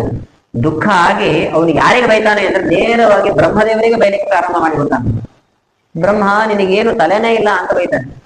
ಯಾರನ್ನ ಹೇಗ್ ಸೃಷ್ಟಿ ಮಾಡಬೇಕು, ಯಾರನ್ನ ಹೇಗ್ ಸಂಹಾರ ಮಾಡಬೇಕು ಅನ್ನುವಂಥ ನಿಯಮವೇ ನಿನಗಿಲ್ಲ. ಯಾರನ್ನ ಸಂಹಾರ ಮಾಡಬೇಕು? ತುಂಬಾ ವಯಸ್ಸಾದವರನ್ನ, ಇನ್ನೇನು ಎಲ್ಲ ಅವಯವಗಳು ಕೂಡ ಬೀಳುವಂತಹ ಸ್ಥಿತಿಯಲ್ಲಿದ್ದಾರೆ, ಅವರನ್ನ ಸಂಹಾರ ಮಾಡಬೇಕು. ಎಳೆ ಕಂದನ ಪ್ರಾಣವನ್ನ ತೆಗೆದಿಲ್ಲ ನೀನು. ಬ್ರಹ್ಮ, ನೀನೊಂದು ಉತ್ತರ ಕೊಡಬಹುದು. ಅವರವರ ಯೋಗ್ಯತಾನುಸಾರವಾಗಿ ಅವರು ಪ್ರಾಣ ಕಳ್ಕೊಳ್ತಾರೆ. ಈ ಮಗುವಿಗೆ ಇಷ್ಟೇ ಆಯುತ್ತಿತ್ತು, ಆದ್ರಿಂದ ಮಗು ಪ್ರಾಣ ಕಳ್ಕೊಂಡಿದೆ ಅಂತ ನೀನ್ ಹೇಳಬಹುದು. ಅವರವರ ಯೋಗ್ಯತೆಗೆ ಅನುಸಾರವಾಗಿ ಅವ್ರು ಪ್ರಾಣ ಕಳ್ಕೊಳ್ಳೋದು, ಹುಟ್ಟುವಂತಹ ಕೆಲಸಗಳಾಗತ್ತೆ ಅಂದ್ರೆ ನಿನ್ನ ಅವಶ್ಯಕತೆ ಏನಿದೆ ಹೇಳು ಅಂತ ಕೇಳ್ತಾನೆ. ಏನು ನಿನ್ನ ಕೆಲಸ ಏನಿದೆ? ಏನಿಲ್ಲ ಅಲ್ವಾ? ಹಾಗಾಗಿ ನಿನ್ನ ಸ್ಥಾನವೇ ದಷ್ಟ ಸ್ಥಾನ. ಹಾಗಾಗಿ ನೀನ್ ಯಾಕಿದ್ದೀಯಾ ಅನ್ನೋ ರೀತಿ ಚೆನ್ನಾಗಿ ಕೈತಾನೆ. ಸಮಯದಲ್ಲಿ ಮತ್ತೆ ನಾರದರು, ಆಂಗಿರ ಸ್ವಾಮಿಗಳೆಲ್ಲ ಬಂದು ಸಮಾಧಾನ ಮಾಡ್ತಾರೆ. ಸಮಾಧಾನ ಎಷ್ಟೇ ಮಾಡಿದ್ರು ಕೂಡ ಅವ್ರಿಗೆ ಸಮಾಧಾನ ಆಗ್ಲಿಲ್ಲ. ಎಂಥ ಒಂದು ಅದ್ಭುತವಾದಂತಹ ಕೆಲಸ ನಡೀತೋಲಿ ಅಂತಂದ್ರೆ, ನಿನ್ಗೆ ಎಷ್ಟೇ ಹೇಳಿದ್ರು ಸಮಾಧಾನ ಆಗ್ತಾ ಇಲ್ಲವಲ್ಲ, ಅಗಲಿ ಹೋದಂತಹ ನಿನ್ನ ಮಗು ಏನಿದೆ ಮಗುವನ್ನೇ ಕರಿತೇನೆ ಅಂತಂದು ಮಗುವನ್ನ ಮತ್ತೆ ಕರೆದ್ರಂತೆ ನೋಡಿ. ಮಗುವನ್ನ ಮತ್ತೆ ಅಲ್ಲಿ ಆ ಚೇತನ ಏನಿತ್ತು ಜೀವ, ಆ ಜೀವವನ್ನ ಕರೆದು ಜೀವ ಬಂತು. ನೋಡಪ್ಪ, ನಿಮ್ಮಪ್ಪ ಆವಾಗ್ಲಿಂದನೂ ಅಳ್ತಾ ಇದ್ದಾರೆ, ನಿಮ್ಮಮ್ಮ ಉಳಿದವರೆಲ್ಲರೂ ಕೂಡ ಅಳ್ತಾ ಇದ್ದಾರೆ, ನೀನಾದ್ರೂ ಹೋಗಿ ಸಮಾಧಾನ ಮಾಡು ಅಂತ ನಾರದರು ಆಂಗಿರ ಋಷಿಗಳು ಹೇಳಿದ್ರೆ ಆ ಮಗು ಏನನ್ಬೇಕು? ಇಷ್ಟು ಜನ ಇದ್ದಾರೆ ಇಲ್ಲಿ ನನಗೆ ಯಾರಪ್ಪ ಅಂತ ನನಗೆ ಹಿಂಗ್ ಗೊತ್ತಾಗ್ಬೇಕು, ಯಾರಮ್ಮ ಅಂತ ನನಗೆ ಹಿಂಗ್ ಗೊತ್ತಾಗ್ಬೇಕು. ಯಾಕೆಂದ್ರೆ ತುಂಬಾ ಜನ್ಮಗಳನ್ನ ಎತ್ತಿದ್ದೇನೆ, ಯಾವ ಜನ್ಮದಲ್ಲಿ ಯಾವ ತಂದೆ ಅಂತ ತೀರ್ಮಾನ ಮಾಡ್ಲಿಕ್ಕೆ ಆಗತ್ತ? ಪ್ರತಿಯೊಂದು ಜನ್ಮದಲ್ಲೂ ಕೂಡ ಒಬ್ಬೊಬ್ರೊಬ್ರು ತಂದೆ, ಒಬ್ಬೊಬ್ರು ತಾಯಿ ಹೀಗೆ ಬದಲಾಗ್ತಾ ಇಡತ್ತೆ. ಇನ್ನೊಂದು ಸೃಷ್ಟಿಯ ರಹಸ್ಯ ವಿಚಾರವನ್ನ ತಿಳಿಸಿಕೊಡ್ತಾರೆ. ಸಾಮಾನ್ಯವಾಗಿ ನಾವೆಲ್ಲೂ ಕೂಡ ಕೇಳಿರೋದಿಲ್ಲ. ವೇದದಲ್ಲೇ ಹೇಳತ್ತೆ, ಧಾತ ಯಥಾ ಪೂರ್ವವ ಕಲ್ಪಯತು ಅಂತ ವೇದ ಹೇಳತ್ತೆ. ಯಥಾಪೂರ್ವಂ ತಥೈವ ಕಲ್ಪಯತು. ಹಿಂದಿನ ಜನ್ಮದಲ್ಲಿ ಅಥವಾ ಹಿಂದಿನ ಯುಗಗಳಲ್ಲಿ ಹೇಗೆ ಸೃಷ್ಟಿ ಮಾಡಿದ್ದಾನೋ ದೇವರು ಅದೇ ರೀತಿಯಾಗಿ ಸೃಷ್ಟಿ ಮಾಡ್ತಾನೆ. ಹೊಸದಾಗಿ ಏನೋ ಸೃಷ್ಟಿ ಮಾಡೋದಿಲ್ಲ. ನಾವಿವಾಗ ಯಾವ ಪ್ರಾಣಿ ಪಕ್ಷಿಗಳನ್ನ ಕಾಣ್ತಾ ಇದ್ದೇವೋ ಅದೇ ರೀತಿಯಾಗಿ ಪ್ರಾಣಿ ಪಕ್ಷಿಗಳಿರತ್ತೆ ಕಲಿಯುಗಗಳಲ್ಲೆಲ್ಲ. ಉದಾಹರಣೆಗೆ ನೋಡಿ, ದೃಷ್ಟಾಂತ ಕೊಡುವಂಥದ್ದು ಶಾಸ್ತ್ರದಲ್ಲಿ ನರವಿಷಾಣ ಶಶವಿಷಾಣ ಕೊಡ್ತಾರೆ. ಶಶ ಅಂದ್ರೆ ಮೊಲದ ಕೊಂಬು, ಮೊಲಕ್ಕೆ ಕೊಂಬು ಬರ್ಲಿಕ್ಕೆ ಸಾಧ್ಯವೇ ಇಲ್ಲ ಅಂತ. ನರವಿಷಾಣ, ಮನುಷ್ಯನ ತಲೆಯಲ್ಲೂ ಕೂಡ ಕೊಂಬು ಇರ್ಲಿಕ್ಕೆ ಸಾಧ್ಯ ಇಲ್ಲ ಅಂತ. ಯಾವ ಒಂದು ಕಾಲದಲ್ಲೂ ಕೂಡ ಸೃಷ್ಟಿ ಆಗಿಲ್ಲ, ಆಗೋದು ಇಲ್ಲ, ತೀರ್ಮಾನ ಅದು ಅಂತಾರೆ. ನಾವು ಮಾತಾಡ್ಕೊಳ್ತೀವಿ ಭಾರಿ ಕೊಂಬು ಅಂದ್ಬಿಟ್ಟಿದೆ ಬಿಡ್ರಿ ಅಂತಂತೆ ನಾವು ಅಹಂಕಾರಕ್ಕೆ ಕೊಂಬು ಅನ್ನೋ ಹೆಸರನ್ನ ಹಚ್ಚಿ ಹೇಳ್ತೇವೆ. ಆದ್ರೆ ಸರ್ವಥಾ ಹಾಗಾಗ್ಲಿಕ್ಕೆ ಸಾಧ್ಯ ಇಲ್ಲ. ಇನ್ನೊಂದು ಹೆಜ್ಜೆ ಮುಂದೆ ಹೋಗಿ ಹೇಳ್ತಾರೆ, ನಾವೆಲ್ಲ ಏನಿದ್ದೇವೋ ಇವಾಗ ನಾವು ಯಾಜ್ಞವಲ್ಕ್ಯ ದೇವಸ್ಥಾನದಲ್ಲಿ 7:30 ಸುಮಾರು ಭಾಗವತ ಉಪನ್ಯಾಸವನ್ನ ಕೇಳ್ತಾ ಇದ್ದೀವಿ. ಮುಂದಿನ ಕಲಿಯುಗದಲ್ಲೂ ಕೂಡ ಇದೇ ಸಮಯಕ್ಕೆ ನೀವೆಲ್ಲ ಕುತ್ಕೊಂಡು ಕೇಳ್ತಾ ಇರ್ತೀರಿ, ನಾನು ಕೂಡ ಉಪನ್ಯಾಸವನ್ನ ಮಾಡ್ತಾ ಇರ್ತೇನೆ. ಆದ್ರೆ ನಾನು ಅಂತಂದ್ರೆ ಈ ಶರೀರ ಇರುತ್ತೆ, ನಿಮ್ಮ ಶರೀರವೂ ಕೂಡ ಇರುತ್ತೆ, ಆದ್ರೆ ಒಳಗಡೆ ಇರುವಂತಹ ಚೇತನ ಬೇರೆ ಆಗಿರುತ್ತೆ ಅಂತ. ಎಂಥ ಅಂಶ ನೋಡಿ, ನೀವೆಲ್ಲ ಕುತ್ಕೊಂಡು ಕೇಳ್ತಾರೆ, ನೀವು ಅಂತಂದ್ರೆ ನಿಮ್ಮ ಶರೀರ ಕುತ್ಕೊಂಡು ಕೇಳ್ತಾ ಇರತ್ತೆ, ಆದ್ರೆ ಅದರ ಒಳಗಡೆ ಇರುವಂತಹ ಚೇತನ ಏನಿದೆ ಆ ಚೇತನ ಅನ್ನುವಂಥದ್ದು ಮಾತ್ರ ವ್ಯತ್ಯಾಸ. ಹೀಗೆ ಆ ಮಗು ಬಂದು ಹೇಳ್ತು, ಯಾವ ಜನ್ಮದಲ್ಲಿ ಯಾರ ತಾಯಿ ಯಾರ ತಂದೆ ಹಿಂಗ್ ತಿಳಿಲಿಕ್ಕಾಗತ್ತೆ, ಗೊತ್ತಿಲ್ಲ ನನಗೆ ಅಂತ ಗಾಬರಿ ಆಗೋಯ್ತು ಇವರಿಗೆ. ಅಳ್ತಾ ಇದ್ದವರು ನಿಜವಾದಂತಹ ಜ್ಞಾನೋದಯ ಆಗೋಯ್ತು. ಏನ್ ಮಗು ಹಿಂಗ್ ಹೇಳ್ತಾ ಇದೆ ಅಲ್ಲ ಅಂತ. ಅದೇ ವಸ್ತುಸ್ಥಿತಿ ಅಂತ. ಅದಕ್ಕೆ ದೇವರನ್ನ ನಿರಂತರವಾಗಿ ಆರಾಧನೆ ಮಾಡಿ ಅಂತ ಯಾಕೆ ಹೇಳ್ತಾರೆ ಶಾಸ್ತ್ರದಲ್ಲಿ ಅಂತಂದ್ರೆ, ಬೇರೆ ಎಲ್ಲಾ ಸಂಬಂಧಗಳು ಕೂಡ ಜನ್ಮ ಜನ್ಮದಲ್ಲಿ ವ್ಯತ್ಯಾಸ ಆಗತ್ತೆ, ಆದ್ರೆ ಪರಮಾತ್ಮನಿಗೂ ನಮಗೂ ಇರುವಂತಹ ಸಂಬಂಧ ಏನಿದೆ ಇದು ಅನಾದಿ ನಿತ್ಯ. ಅದಕ್ಕೆ ದೇವರನ್ನ ಸ್ತೋತ್ರ ಮಾಡುವಾಗ ದೇವರು ತಂದೆ, ದೇವರು ತಾಯಿ, ದೇವರು ಸಖ, ದೇವರೇ ಸರ್ವ. ತ್ವಮೇವ ಮಾತಾ ಚ ಪಿತಾ ತ್ವಮೇವ, ತ್ವಮೇವ ಬಂಧುಶ್ಚ ಸಖಾ ತ್ವಮೇವ, ತ್ವಮೇವ ವಿದ್ಯಾ ದ್ರವಿಣಂ ತ್ವಮೇವ, ತ್ವಮೇವ ಸರ್ವಂ ಮಮ ದೇವ ದೇವ. ಇದೇ ಸರ್ವ ಅಂತ ಪ್ರಾರ್ಥನೆ ಮಾಡಿಕೊಳ್ತಾರೆ. ಅವರಿಗೆ ಸುತ್ತುಕೊಂಡು ಆ ದುಃಖದಿಂದ ಹೊರಗಡೆ ಬಂದ. ಹೀಗೆ ಒಂದು ಸಾರ್ತಿ ವಿಮಾನದಲ್ಲಿ ಪ್ರಯಾಣ ಮಾಡ್ತಾ ಇರ್ತಾನೆ. ಪ್ರಯಾಣ ಮಾಡುವಂತಹ ಸಮಯದಲ್ಲಿ ಆಕಾಶ ಮಾರ್ಗವಾಗಿ ರುದ್ರದೇವರು ಪಾರ್ವತಿಯ ಸಂಚಾರವನ್ನು ಮಾಡ್ತಾ ಇದ್ದಾರೆ. ಅವರು ಕೂಡ ರುದ್ರದೇವರು ಪಾರ್ವತಿಯನ್ನ ತೊಡೆಯಲ್ಲಿ ಕುಳಿಸಿಕೊಂಡು ಪ್ರಯಾಣ ಮಾಡ್ತಾ ಇದ್ರೆ ಈ ಚಿತ್ರಕೇತು ನೋಡಿ ನಕ್ಕು ಬಿಟ್ಟ, ಮತ್ತೆ ನಿಂದನೆ ಮಾಡ್ತಾನೆ. ಎಲ್ಲ ದೇವತೆಗಳು ಸಂಚಾರ ಮಾಡುವಂತಹ ಆಕಾಶ ಮಾರ್ಗ ಇದು, ಮಡದಿಯನ್ನ ತೊಡೆ ಮೇಲೆ ಕೂಡಿಸ್ಕೊಂಡು ನೀನು ಸಂಚಾರ ಮಾಡ್ತಾ ಇದೆಯಲ್ಲ, ನೀನು ಸಂಕೋಚ ಆಗತ್ತೋ ಇಲ್ವೋ ಅಂತ ಕೇಳಿ. ಸಾಮಾನ್ಯವಾಗಿ ನಾವು ಗಮನಿಸಿದ್ರೆ ಹಾಗೆ ಅನ್ಸುತ್ತೆ. ಉಪನ್ಯಾಸ ಬಂದಿರ್ತಾರೆ, ಹೆಂಡತಿಯನ್ನ ಗಂಡ ತೊಡೆ ಮೇಲೆ ಕೂತ್ಕೊಂಡು ಉಪನ್ಯಾಸ ಕೇಳಿದ್ರೆ ಹಿಂಗಿರುತ್ತೆ. ವಿಚಿತ್ರ ಅನ್ಸುತ್ತೋ ಇಲ್ವೋ? ಉಪನ್ಯಾಸ ಕೇಳೋಕ್ಕಿಂತ ಮುಖ್ಯವಾಗಿ ಅವ್ರನ್ನೇ ನೋಡ್ತಾ ಇರ್ತಾರೆ, ಚೂಟಿ ನೋಡ್ರಿ ನಿಂತ್ಕೊಂಡಿದ್ದಾರೆ. ಹಾಗಾದ್ರೆ ಸಂಕೋಚ ಆಗತ್ತೆ. ನೀವು ಸಂಕೋಚ ಆಗೋದಿಲ್ವಾ ಅಂತ ಕೇಳಿದ್ರು. ರುದ್ರದೇವರಿಗೆ ಯಾವ ಸಂಕೋಚ ಇಲ್ಲ. ವೈಷ್ಣವಾಗ್ರೇತರು, ವೈರಾಗ್ಯ ಶಿಖಾಮಣಿಗಳು. ಆದ್ರೆ ಪಾರ್ವತಿ ಸಂಕೋಚ, ಪಾರ್ವತಿ ಶಕ್ತರು, ಎಲ್ಲ ದೇವತೆಗಳು ನೋಡ್ತಾ ಇದ್ದಾರೆ. ಯಾರಿಗೂ ಈ ಒಂದು ಮನಸ್ಥಿತಿ ಬರಲಿಲ್ಲ. ನಿನಗೆ ಮಾತ್ರ ಈ ಮನಸ್ಥಿತಿ ಬಂದಿದೆ, ರಕ್ಕಸನಂತೆ ವರ್ತಿಸ್ತಾ ಇದೆ, ನೀನು ರಾಕ್ಷಸನಾಗಿ ಹುಟ್ಟು ಅಂತ ಪಾರ್ವತಿ ಕೊಟ್ಟಂತಹ ಶಾಪ. ಆಮೇಲೆ ಅವರಿಗೆ ಎಚ್ಚರ ಆಯ್ತು, ದೇವರ ಸಂಕಲ್ಪದಂತೆ ಹೀಗೆ ನಿಂದನೆ ಮಾಡಿದ್ದೇನೆ ಅಂತ ಹೇಳಿ ಏನೋ ಮಾತುಗಳನ್ನಾಡಿದ್ದು ಮಾಡಿ ಚಂದಿ ರಾಕ್ಷಸ ಜನ್ಮದಿಂದ ಮುಕ್ತಿ ಆಗಬೇಕು, ಒಳ್ಳೆಯ ತತ್ವಜ್ಞಾನ ಅಂತ ಕೇಳಿಕೊಂಡಿದ್ದಾನೆ. ಪಾರ್ವತಿ ಸಂತುಷ್ಟಳಾಗಿ ವರ ಕೊಟ್ಟಿದ್ದು, ಜ್ಞಾನ ಇರಲಿ ನಿನಗೆ ಅಂತ. ಅದರ ಪ್ರಭಾವದಿಂದಾಗಿ ಆ ಚಿತ್ರಕೇತುವೇನೆ ವೃತ್ರಾಸುರನಾಗಿ ಬಂದಿದ್ದಾನೆ. ಆದ್ರೆ ಜ್ಞಾನ ಇತ್ತು, ಪರಮಾತ್ಮ ಸರ್ವೋತ್ತಮನಾಗಿರುವಂತಹ ಜ್ಞಾನ ಇತ್ತು.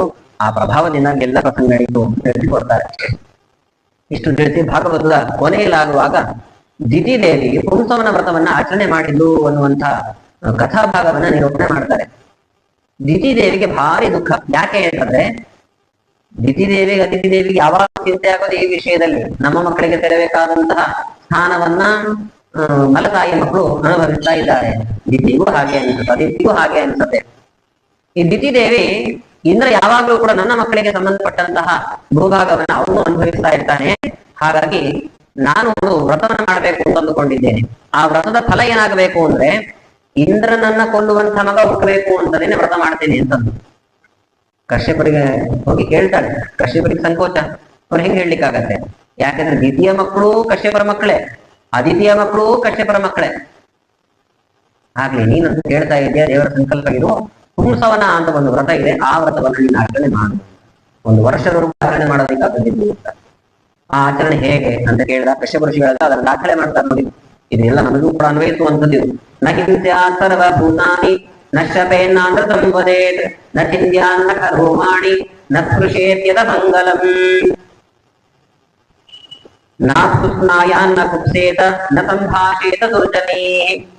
ಒಟ್ಟು 64 ನಿಯಮಗಳಿದೆ. ಅದೆಲ್ಲ ನಿಯಮಗಳನ್ನು ಕೂಡ ಪಾಲಿಸಬೇಕು ನೀನು ಅಂತಾರೆ. ಎಲ್ಲ ನಿಯಮಗಳನ್ನು ಪಾಲಿಸಬೇಕು. ಅದರಲ್ಲಿ ಕೆಲವು ಹೇಳ್ತಾ ಇದ್ದೇನೆ ನೋಡಿ. ನಹಿಂಸೆಯ ಸರ್ವಭೂತಾನಿ, 1 ವರ್ಷದವರೆಗೂ ಕೂಡ ಈ ನಿಯಮ. ಯಾವ ಪ್ರಾಣಿಗಳನ್ನ ಹಿಂಸಿಸಬಾರದು, ಸುಳ್ಳು ಮಾತನಾಡಬಾರದು, ಕೂದಲುಗಳನ್ನು ಯಾವಾಗ್ಲೂ ಕೂಡ ಹರಡಿಕೊಂಡು ಇರಬಾರದು. ನೋಡಿದ ನಿಯಮ ಇವಾಗ ಫ್ಯಾಷನ್ ಆಗಿ ಹೋಗಿದೆ, ಹರಡ್ಕೊಂಡು ಬಿಟ್ಬಿಟ್ಟಿರ್ತಾರೆ. ನಖಗಳನ್ನ ಬಿಡಬಾರದು, ಎಲ್ಲ ನಿಯಮಗಳು. ಜೊತೆಗೆ ನೀರಿನಲ್ಲಿ ಮುಳುಗಿ ಸ್ನಾನ ಮಾಡಬಾರದು. ಹೇಳ್ತಾರೆ ನೀರಿನಲ್ಲಿ ಮುಳುಗಿ ಸ್ನಾನ ಮಾಡಬಾರದು. ಕೋಪವನ್ನ ಮಾಡಿಕೊಳ್ಳಬಾರದು. ದುರ್ಜನರ ಜೊತೆಗೆ ಯಾವತ್ತೂ ಕೂಡ ಮಾತನಾಡಬಾರದು. ಹರಟೆ ಹೊಡಿಬಾರದು. ವಸ್ತ್ರ ಏನಿದೆ ಧಾರಣೆ ಮಾಡುವಾಗ ಅದು ಶುಚಿಯಾಗಿರ್ಬೇಕು. ಅಂದ್ರೆ ಒಗೆದಿರ್ತಕ್ಕಂತಹ ಬಟ್ಟೆ ಏನಿದೆ ಅದನ್ನೇ ಧಾರಣೆ ಮಾಡಬೇಕು. ಎಲ್ಲ ನಿಯಮಗಳು. ಮತ್ತೆ ಗಂಡನನ್ನ ಬಿಟ್ಟು ಬೇರೆ ಯಾರ ಜೊತೆಯೂ ಕೂಡ ಮಾತನಾಡಬಾರದು. ಗಂಡನ ಉದ್ದಿಷ್ಟವನ್ನು ಬಿಟ್ಟು ಬೇರೆ ಯಾವ ಉದ್ದಿಷ್ಟವನ್ನು ಕೂಡ ಸ್ವೀಕಾರ ಮಾಡಬಾರದು. ಮಾಂಸ ಭಕ್ಷಣೆ ಸರ್ವತಾ ನಿಷಿದ್ಧ. ರಜಸ್ವಲ ಸ್ತ್ರೀ ಏನಾದ್ರೂ ಅನ್ನವನ್ನ ನೋಡಿದ್ದಾಳೆ ಅಂದ್ರೆ ಆ ಅನ್ನವನ್ನು ಭಕ್ಷಣೆ ಮಾಡಬಾರದು. ಬೊಗಸೆಯಿಂದ ನೀರನ್ನು ಕುಡಿಬಾರದು. ಇದೆಲ್ಲ ಹೊರಗೆ ಕುಡಿಬಾರದು ಅಂತ. ಬೊಗಸೆಯಿಂದ ನೀರನ್ನು ಕುಡಿಬಾರದು. ಹೀಗೆ ಅನೇಕ ನಿಯಮಗಳನ್ನು ಹೇಳ್ತಾರೆ. ಊಟ ಆದ ನಂತರದಲ್ಲಿ ಕೈ ಒಣಗೋ ಹಾಗೆ ಇರಬಾರದು ಅಂತ. ಊಟ ಆದ ಮೇಲೆ ಹರಟೆ ಹೊಡಿತಾ ಹೋಗ್ಬಿಡ್ತಾರೆ, ಕೈ ಎಲ್ಲ ಒಣಗ ಹೋಗ್ಬಿಡ್ತಾರೆ. ಊಟ ಆದ ನಂತರದಲ್ಲಿ ಎಷ್ಟು ಸಾಧ್ಯವೋ ಅಷ್ಟು ಬೇಗ ಹೋಗಿ ಕೈಯನ್ನು ತೆಗೆದು ತೊಳೆದುಕೊಳ್ಬೇಕು. ಮಧ್ಯಾಹ್ನದ ಸಮಯದಲ್ಲಿ ಮಲಗಿಕೊಳ್ಳಬಾರದು. ಆಚಮನವನ್ನ ಮಾಡದೇನೆ ಮನೆಯಿಂದ ಹೊರಗಡೆ ಹೋಗಬಾರದು. ಸ್ತ್ರೀಯರಿಗೂ ಕೂಡ ಅನ್ನೋದು ತಿಳಿಯಬೇಕು. ಇಷ್ಟೆಲ್ಲ ನಿಯಮಗಳನ್ನು ಹೇಳ್ತಾ ಹೋಗುದು. ಸರಿ, ಹಾಗೆ ಆಗ್ಲಿ. 1 ವರ್ಷದವರೆಗೂ ಕೂಡ ಈ ನಿಯಮ ಹೇಳಿದ್ದೀರಿ. ನಾನು ಈ 1 ವರ್ಷದವರೆಗೂ ಕೂಡ ಈ ನಿಯಮವನ್ನ ಪಾಲಿಸ್ತೇನೆ ಅಂತ. ಇದಕ್ಕೆ ಪುಂಸವನ ಅಂತ ಹೆಸರನ್ನು ಕೊಟ್ಟು ಸರಿ ಅಂತ ಅವಳು ವ್ರತವನ್ನು ಆಚರಣೆ ಮಾಡಿದ್ದಾಳೆ. ಉತ್ತಮವಾದಂತಹ ಸಮಯದಲ್ಲಿ ಗರ್ಭವನ್ನು ಕೂಡ ಧಾರಣೆ ಮಾಡಿದ್ದು. ಆ ಗರ್ಭವನ್ನ ಧಾರಣೆ ಮಾಡ್ತಾ ಇದ್ದಾಳೆ, ಜೊತೆಗೆ ವ್ರತವನ್ನು ಮಾಡ್ತಾ ಇದ್ದಾಳೆ. ಕಶ್ಯಪ ಋಷಿಗಳು ಯಾವಾಗ್ಲೂ ಕೂಡ ಮನೆಯಲ್ಲಿ ಇರೋದಿಲ್ಲ. ನಂತರ ಯಾವಾಗೋ ಒಮ್ಮೆ